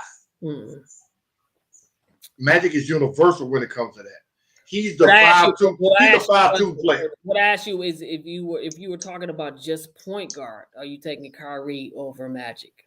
No. Just point guard. No, because a point guard's job is to get everybody else involved. Kyrie's gonna score that basketball. Right. But do you want that scoring from Kyrie? Because Magic didn't have the scoring that Kyrie had. Do you want that scoring from Kyrie? I want it from Kyrie in this league. But back then, Kyrie would have got the shit beat out of him like Iverson did. You see what I'm saying? Magic was so big that when he drove, big guys had to get on him. You see what I'm saying? So not saying that he couldn't, not saying that Kyrie couldn't have performed back then, because he could. Yeah. We're not gonna get in that argument. What I'm saying is Magic will make everybody adjust to him. When they had Norm Nixon at the point guard, they put Magic at the 3. But he can handle the ball. Back then, no big guys were handling the ball like that. They had to put a smaller guy on Magic, and he posted them up. He created a mismatch, period. Kyrie doesn't create mismatches, period. He just has unbelievable talent. He's a beast. I don't like him, but he's a beast. We're going to take that opportunity to introduce our deal of the day. Today's show is brought to you by Black Friday all the time. .com. Today's deal of the day is brought to you by BlackFridayAllTheTime.com. BlackFridayAllTheTime.com offers a wide variety of exclusive deals for all members of your family. Discover discounts up to 75% off daily with the deal of the day. Shop and save today at BlackFridayAllTheTime.com.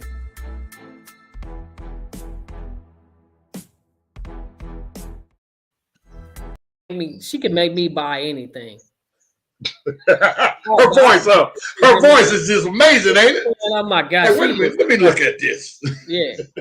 That's T. The for everybody. That's Tia Jake. She is dope, man. I will buy Miss TJ. Yeah, I'll wear white gloves, and she could sell me a ketchup popsicle. I don't care, man. For real.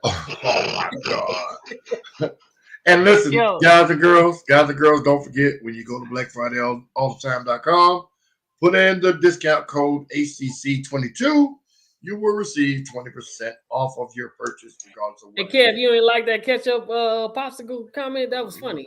It went over his head. I was laughing. That was funny. Yeah, I thought it went over his head because I didn't hear him laugh.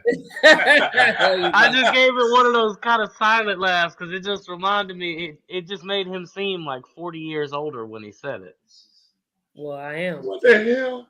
Anyway, that's just one of them. No, that's just one of them old head type of sayings.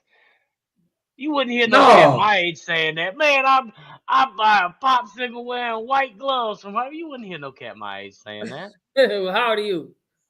Don't ask questions. Okay, good. All right. Oh my God!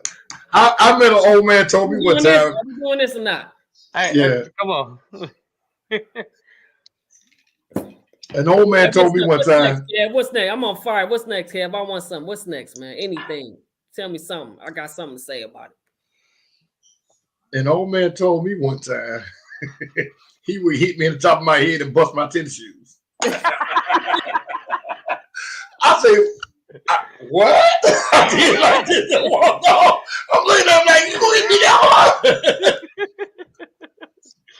I was like another cat that I used to work with, big old country dude. He used to always say, "Well, that's more useless than tits on a bull." It took me a minute to get.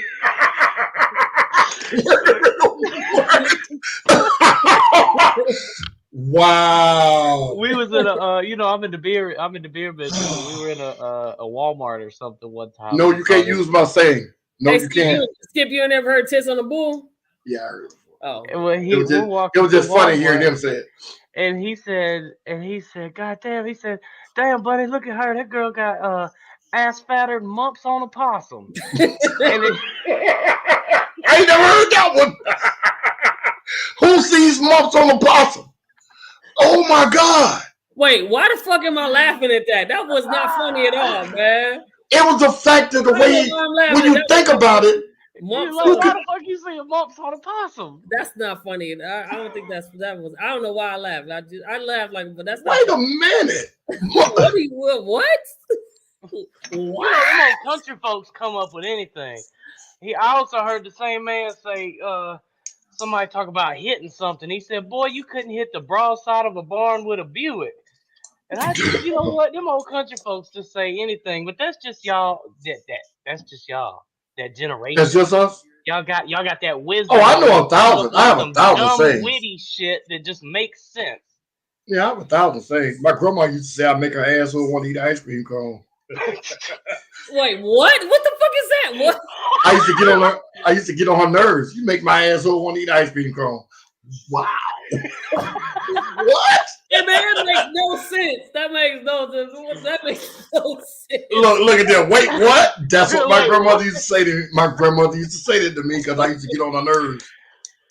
And I was just acting an ass and, would do stupid shit. And I'm like, wait a minute, mama, how does that, what? Hey Skip, hey Skip, I hope that all the shit that happened, we cheering you up, man. I hope we cheering you up a little bit. Yeah, I mean, I'm good, man. It's just that when your friend goes through something and there's nothing you can do besides be there to console them, Mm-hmm. it's the humbling, hardest. and when you and I've been through a lot, experienced a lot, seen a lot, and I can almost give you an answer for almost everything.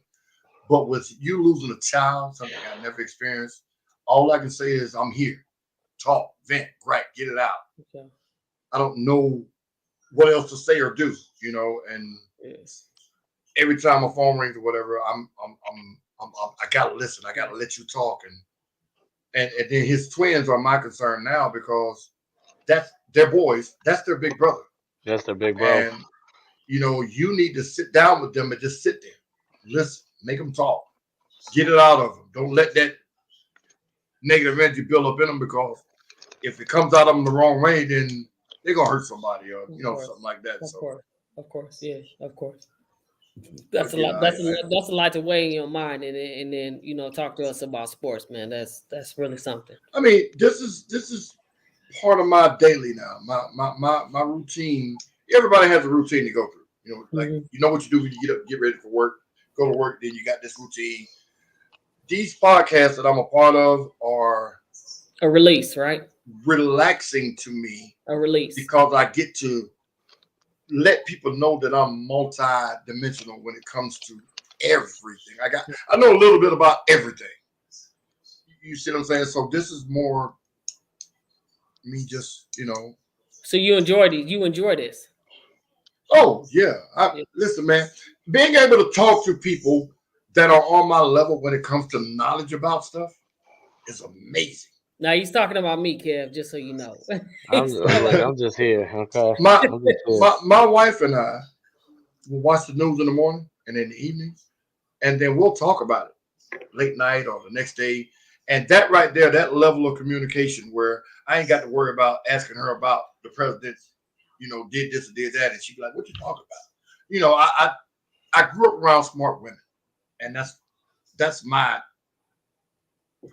my foundation. Your foundation. Yeah, and I just, like I said, being able to talk to people that have the same level of knowledge about whatever we're talking about, it's great. Cool. My other podcast, my people on there, they keep me going, and they tell me all the time, man, you're a wealth of knowledge. Oh, well, thank you, but y'all are too. So.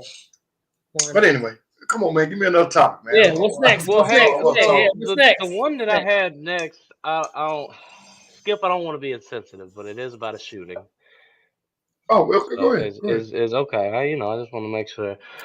So back in 2019, I don't know if y'all remember this, David Ortiz was shot. Yes. So something came out today with the detectives, and it turns out that he was shot by a known drug kingpin.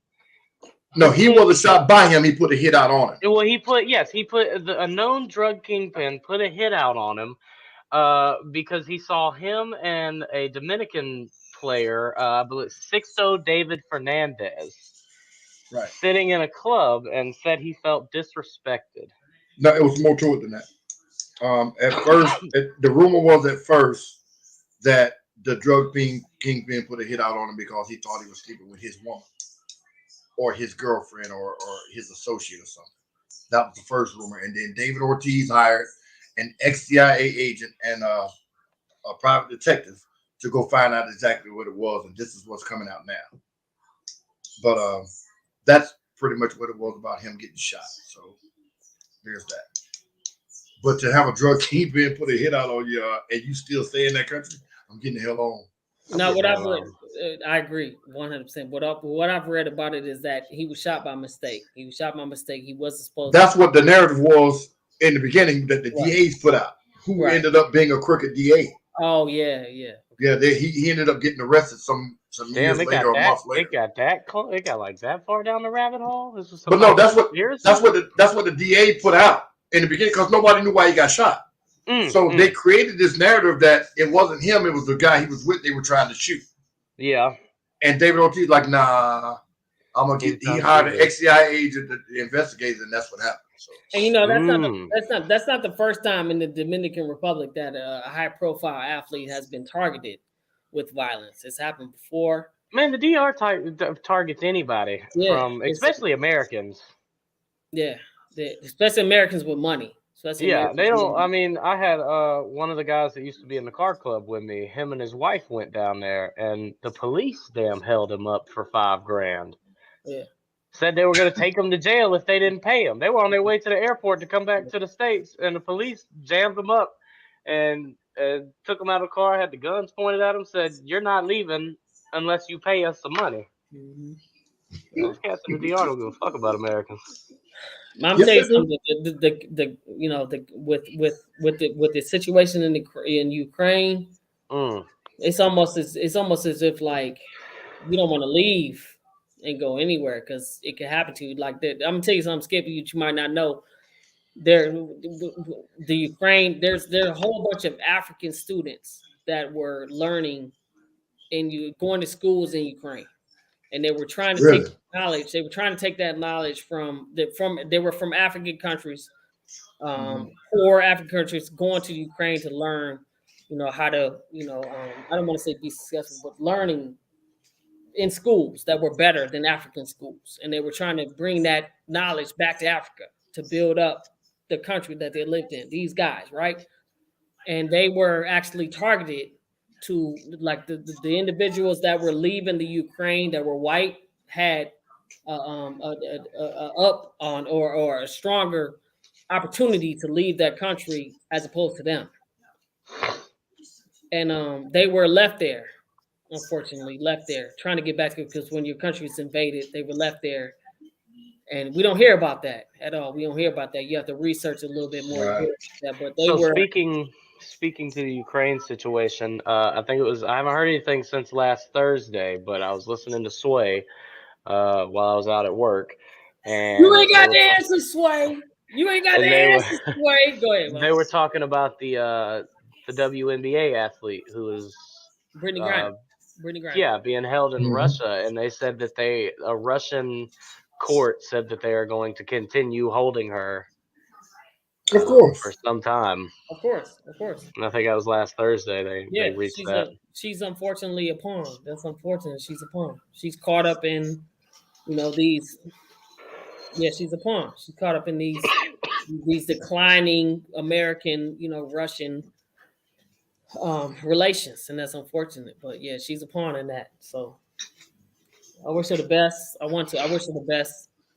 And they won't even tell her. They won't even tell us where she is. Unfortunately, they won't even tell us where she is. Oh, they'll go in there and get her. What? They better not. The United States are gonna get her. Oh shit!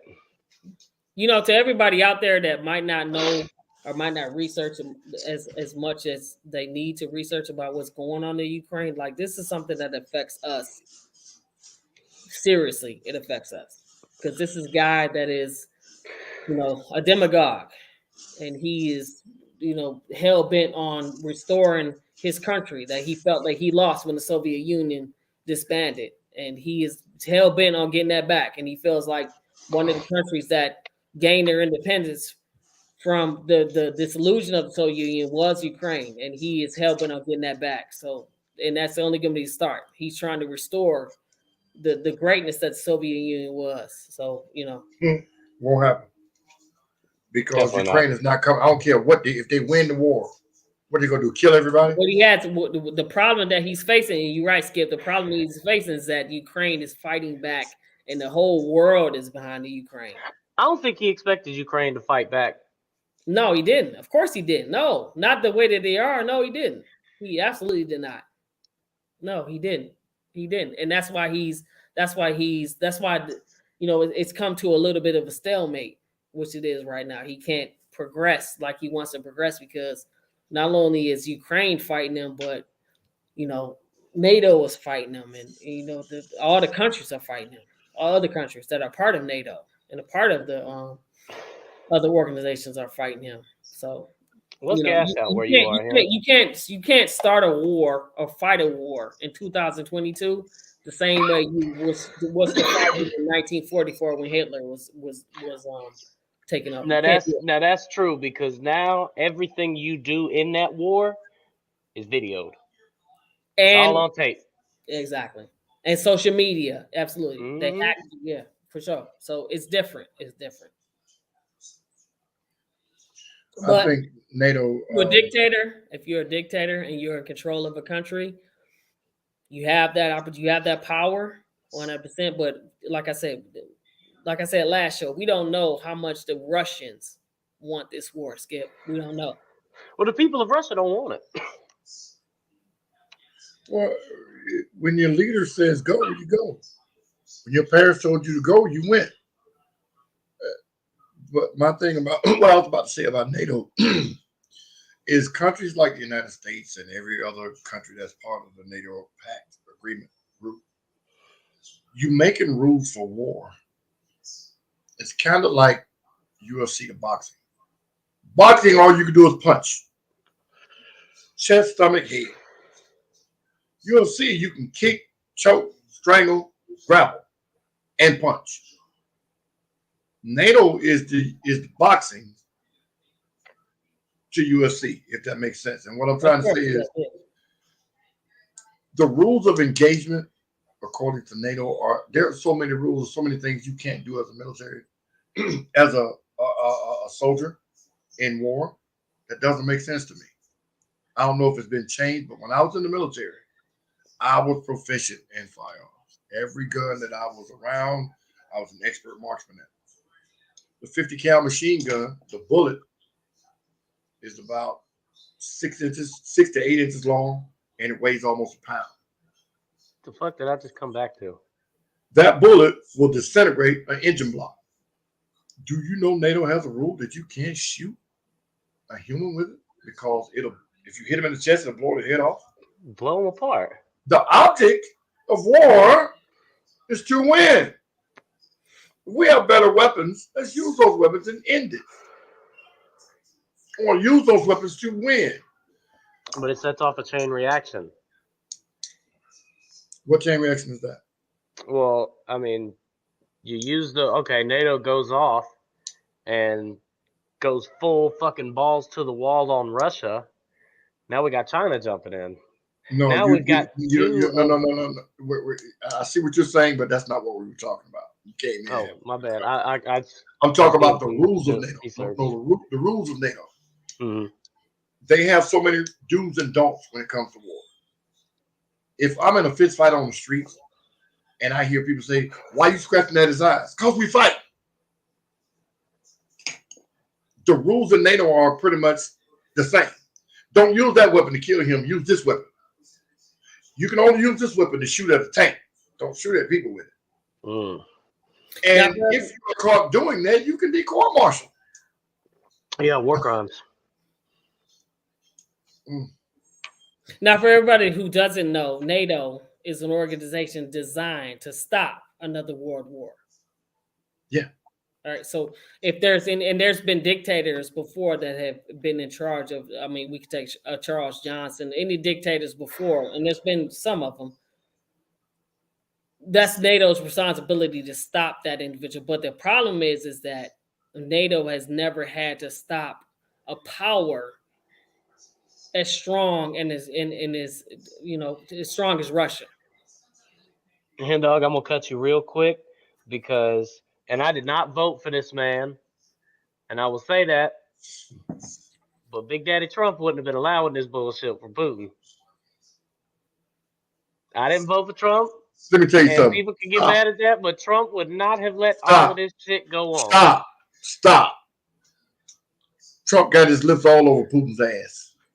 The fuck are you talking about? He wouldn't let it go on. He wouldn't have had to because he'd have been on board with it. Did you not know that his son was over there making deals with him during or right before or after the election? I know you didn't vote for him, but did you follow it at all? I did not. Okay. So don't tell me what Trump would have did. No. Trump was the same one that blasted Obama for talking to Kim Jong-un. And he wasn't made friends with him. And then he did it. So let's not put Trump. Trump is the most inept leader we've ever had and probably will ever have. That's fine. But Kev, you know, Putin has nuclear weapons. We have nuclear weapons. If we were to get into a battle or a fight with Russia, it will be nuclear annihilation for all of us because of that. Because of the fact that we each have the weapons that we could use to destroy the continent or destroy the global destruction. And if NATO steps in, you think Putin won't use those weapons? That's why NATO was there. Of course not. No, he could be. You know, he is in charge of those weapons. He's a leader of a dictator. He's a dictator. If NATO steps in, shit, he already knows he's going out. I'm fucking up as much as possible. That's already happened. That's already happened. And they're trying to see what they're trying to do is they're trying to, instead of bringing troops, and Skip, I don't know if you know this also, but they're trying to make sure that we don't bring troops into that situation. So what we're trying to do is make sure that we can take his people and make his people turn against him. So that's why companies like MasterCard and companies like Visa are pulling out of that particular country, because we don't want you to be able to use your Visa card or your MasterCard to purchase stuff that is extremely comfortable for you to purchase, meaning not comfortable for you to purchase, but you going online and buying stuff from Amazon. Now you can't do that. Now you can't use your MasterCard for something as simple as food, or now you can't use your Discover card, whatever. And that's how you fight wars in 2022. That's how you fight dictators. Mm-hmm. You don't fight them you don't go in with your troops, and you don't go in bombings and all that, because you make sure that how can you fight that country economically to stop them from being able to do what it is that they're trying to do. And that's what we're trying to, that's what, not just the United wars States, are won economically now, no longer. Well, I mean, they're won that way too, but you start by choking them, like Soldier Girl said. Exactly. Got it. You start by taking his oxygen away. Exactly. Now you can't do anything but fight. Yeah. And then you got 10 countries, you know, right here, the North Atlantic Treaty Organization. Mm-hmm. I don't know what NATO stands for. When you have all these countries in this group that are saying, you know what, let's put a stop to this shit. I don't care how, like Kev, you made the statement that, well, I'm just gonna fuck up as much shit as possible. That's not the end game. Mm-hmm. No. See, TV and movies make people think, well, if I'm gonna die, I'm gonna kill as many people as possible. That's not his goal. Mm-mm. His goal is to take back the country that he lost. Exactly. You see what I'm saying? So if all of that country's friends come to his backup, you know what? Y'all win. I'm gonna step back. That's what's gonna happen. Mm-hmm. Now, it may be some casualties, but all of that nuclear shit, he don't want to die. You sure? You sure? I mean, if he did, like he'd be like Kev said, you know what? Fuck Hitler didn't want to die. He fought it out to the end. But that's something. That's something to think about, and that's something that's scary, because he has that capability. So what if, you know what I'm saying, things are at a loss for him? He has the capability. He has the capability to launch those. Right, but now if he gets too far into this and he knows it's about to come to an end, what's stopping him from? But watch this. There's a reaction to every action. Of course. So just like in the Afghan affair, we have missiles called Scud missiles that would track down a heat-seeking missile if it was shot. Yeah. So yes, we have nuclear missiles just like him, but it's not TV where if he shoots one, we shoot one, we both are annihilated. There are things that are in place to stop those missiles in their airspace or over the oceans or whatever. Not saying it's going to happen or it won't happen, but there are measures that are in place right now as far as battleships and everything else. If he launches those or if he arms it, they'll know he's armed it. Yeah. So they can blow it up and catch it over his airspace and make it over there. So let's not put go to world annihilation just yet. You see what I'm saying? Because for a rocket to get from there to here, it's a long way to travel. Yeah. You see what I'm saying? And that's a lot of water that's got to cross that another rocket can meet it and have it explode over the ocean. You see what I'm saying? So let's not. Now, don't get me wrong. If we were just to shoot nuclear rockets at each other like battleship or something, then yeah, it'll happen. But there's a lot more stuff out there than what we know or what the civilian knows. Believe me. Very true. Very true.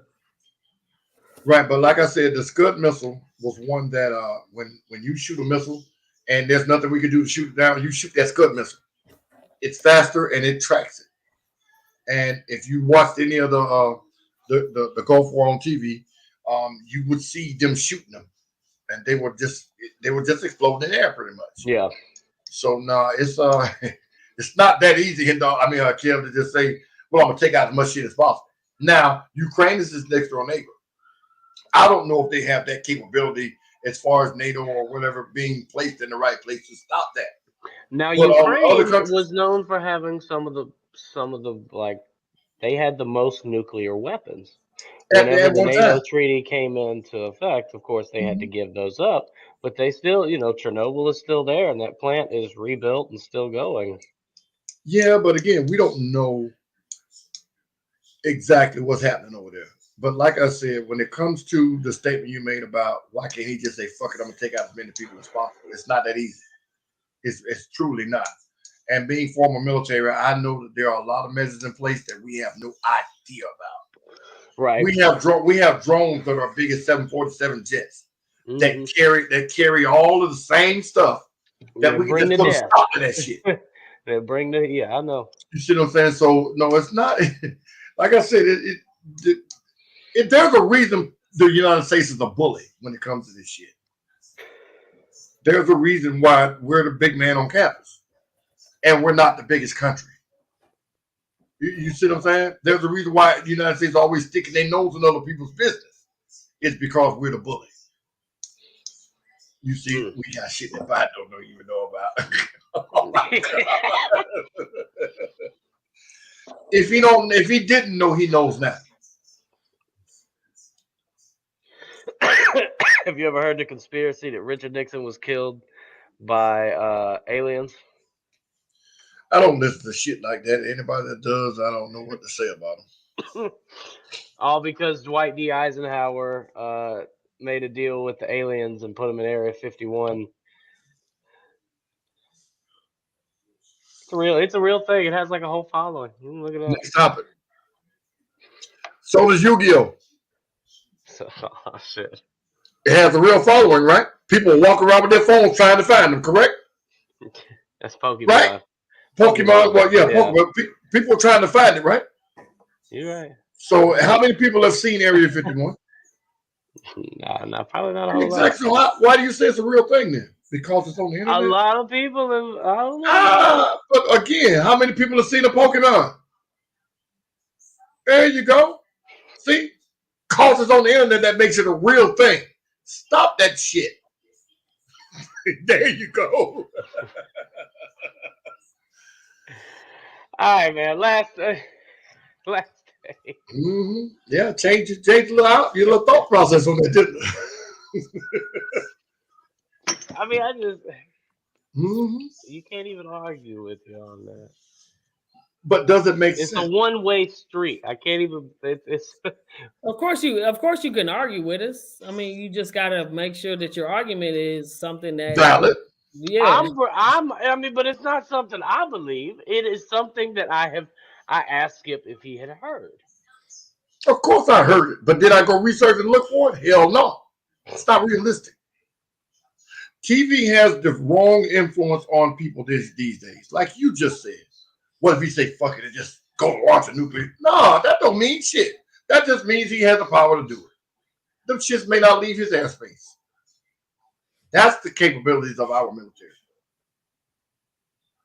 You see, so TV gets you thinking, well, if he pushes the button, it's all over.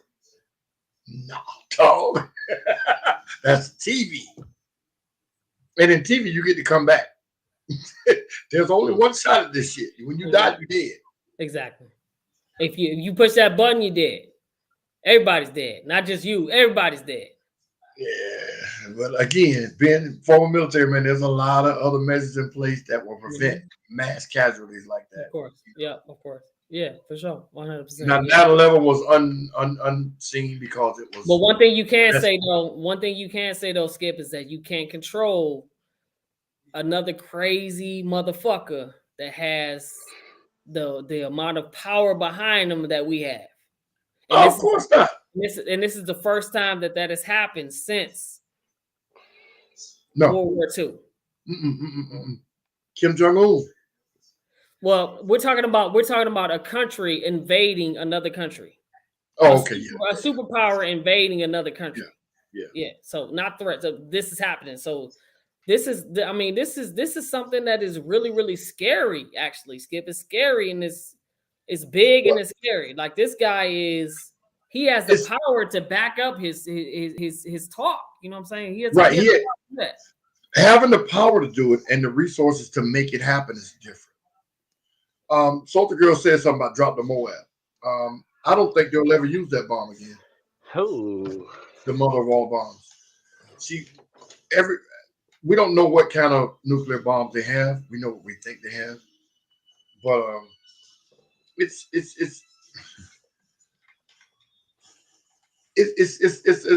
really one of those subjects that we can just talk about.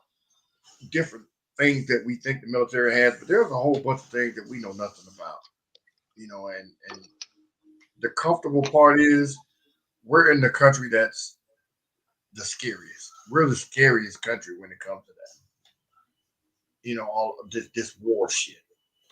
Are we the bullies? Yes. Do we stick our nose in other people's business when we shouldn't? Yes. Reason being is because we the badass. We the bad boys on the block. And we keep asserting our dominance when we shouldn't. This Afghanistan shit, we lost thousands of kids and teenagers when we could have went over there, slapped the shit out of them, and came back home. But with all of the rules and NATO and everything else, you can't do that. Go over there and teach them and force your ways on them and train them this way and give them all these weapons and see how good that works. Yeah, well, I mean, you can't stop and say that. You can't stop and say the fact that we did go over there and teach them how to fight their own war, that didn't stop a whole bunch of casualties that could have happened to us. And then when we pulled them out, what happened? Taliban, when we pulled our troops out, what happened? Taliban took control again. So all of that teaching we did was what?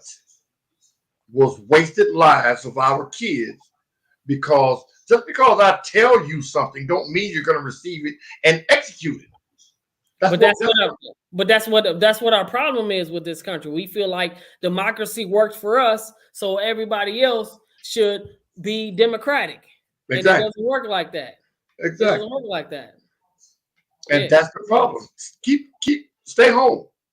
Take care of home first. So I saw something on Facebook, Instagram somewhere, where somebody said they sent $10 billion to Ukraine to help them fight the war, and we have 10 million homeless people here that y'all don't care nothing about.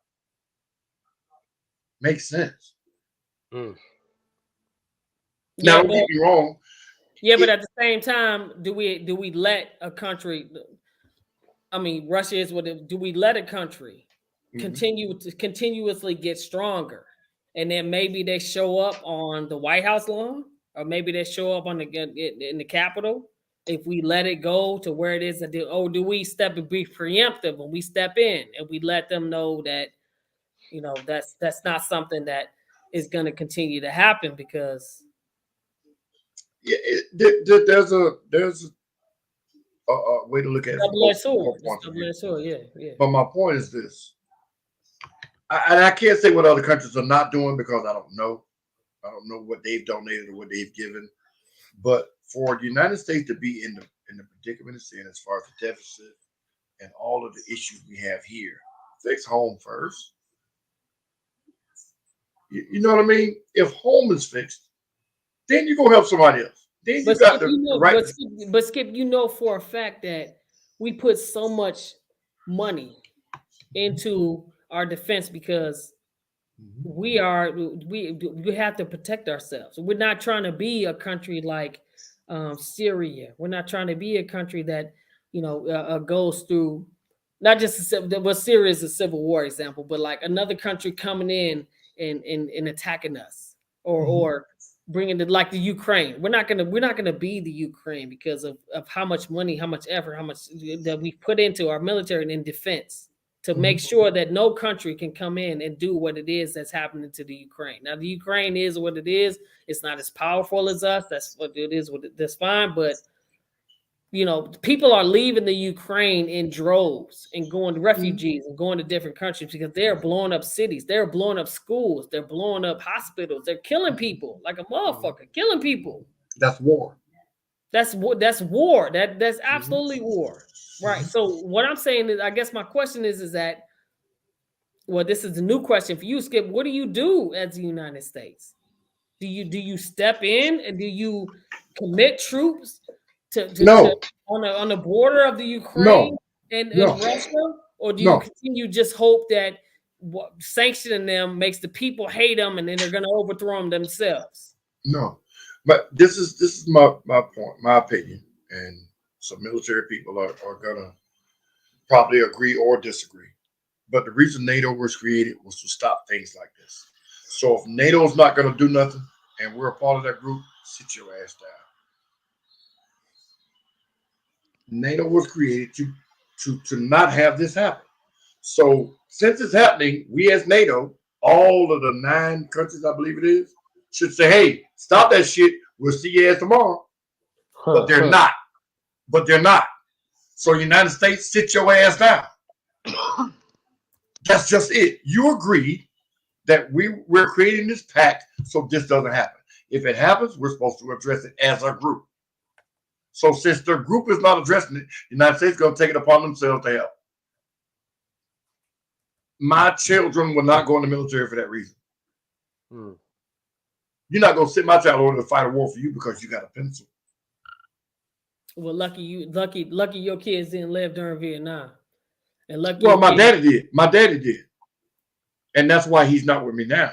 Your daddy died in Vietnam? No, my daddy died after Vietnam because of the addiction that he got when he was over there. Oh, okay. Got you. Okay, yeah. That when I was 10. Same shit. Yeah. Same shit. But see, that's what I'm saying. So, and I wanted to be a soldier. That's one of the reasons why I joined the military, because my daddy was there. And then when I found out the true reason why my father died, or what caused his death eventually, oh man, fuck the military. That was my outlook then. Now I would have been retired by now, but anyway, that's a whole nother story. But my child, why don't I go to the military? No, we're gonna send you to school. No, ma'am. See, because somebody like Trump, if Trump was in office now, we'd be in a war.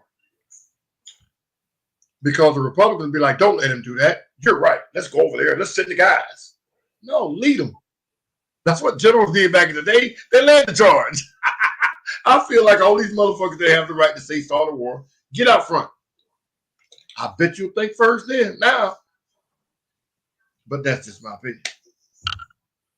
And you are correct, Soldier Girl. Biden does have the brakes on. But we're doing all of this helping and aid sending and funding when we shouldn't be. Yeah, we're probably the strongest country military-wise that's in NATO. China's bigger, but we're just stronger. But he gonna come in and save the day in 2024? Man, what the fuck ever. The Republican Party is not even gonna nominate him in 2024. I don't think so. Forget that one. He ain't getting that. All right, HenDog. Mr. HenDog Hennington himself. Last take. I'm gonna try to put this in perspective. He goes getting philosophical and shit again. As best I can. That's why it's called the last take. So shut your ass up. You know what? Hey, put it on Skip. Go first, Skip. But he already just went. Oh, all right. Oh, that was my last take. I didn't know that.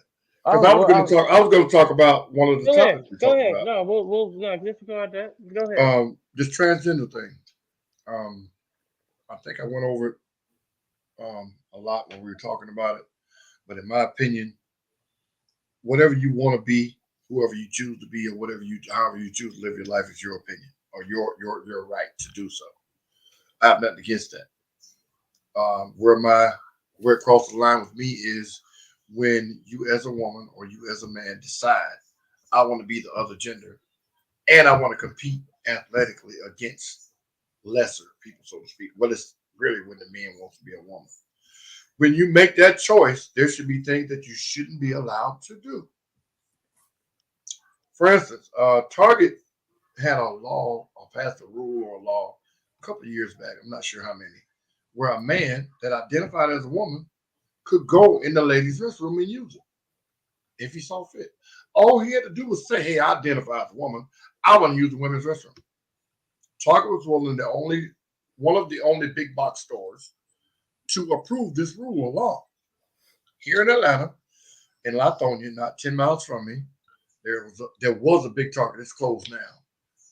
And when the rule came out, when it hit the news that it came out, this guy had his daughters at the store, and one of them had to use the restroom at Target. He said, hold on, baby. He went out to his truck and got his M16 or AR-23, strapped it across his shoulder, went back in Target, told her to go use the restroom, and he stood out front of the door with the gun strapped across his chest. Now he was a legal carry. He had his weapons permit, the whole nine.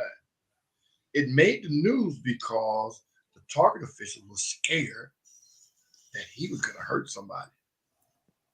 The man said to the news people and the police when they came, Target has a rule that allows men that identify as women to go use a female restroom when all they're doing is using the restroom. So if they still have male body parts, why would you say it's okay for them to go use a restroom when my child is in there? Or when another woman is in there that don't want to see a man standing up at a urinal or the toilet? I'm holding his weapon across my chest because no man, that includes you, Mr. Officer, is going to walk in that roof when my child is in there. Now, if I'm breaking the law, tell me not to put my gun up. But I don't think I'm breaking the law because I have all my permits. And the police turned around and left. To me, that's the same thing as men wanting to be women and playing sports.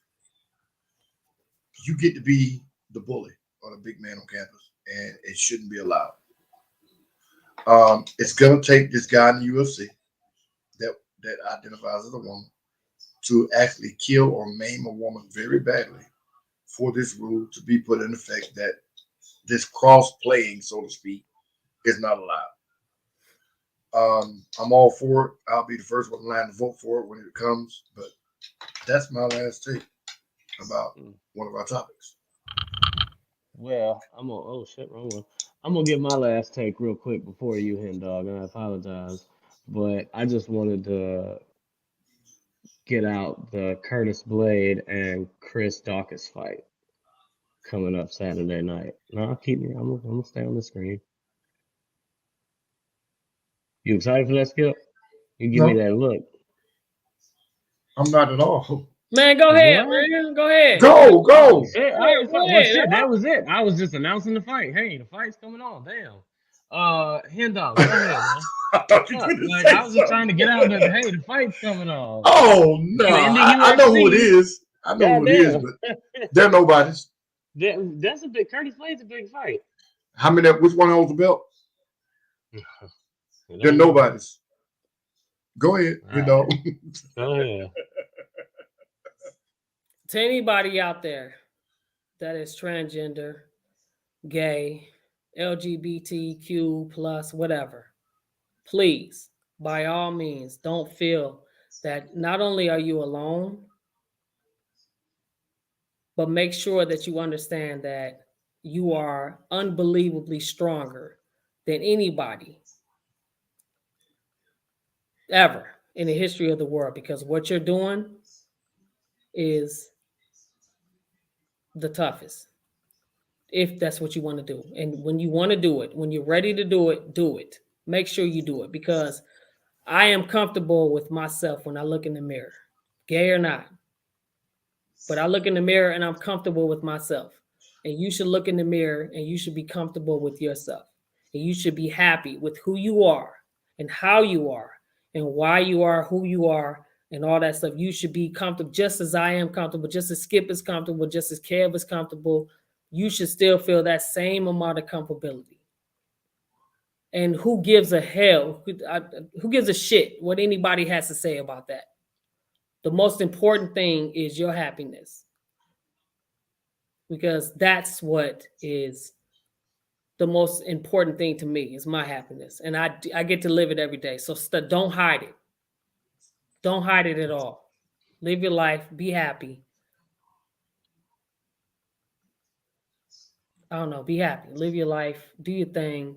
Fuck what everybody else thinks. And that's what I got to say. Well Good said, stuff. HenDog. Well said. Well said. Good stuff. Well, all right, everybody. Thank you for watching. Thank you for tuning in. We'll see you next Monday right here on Last Take, A Shot in the Dark. I'm Kev from Mr. Skip and Skip's Trophies and More and HenDog, Hennington the Third. We And will remember- see you next week. Oh. And remember, real quick, BlackFridayAllTheTime.com. Discount code HCC22. Y'all go shop.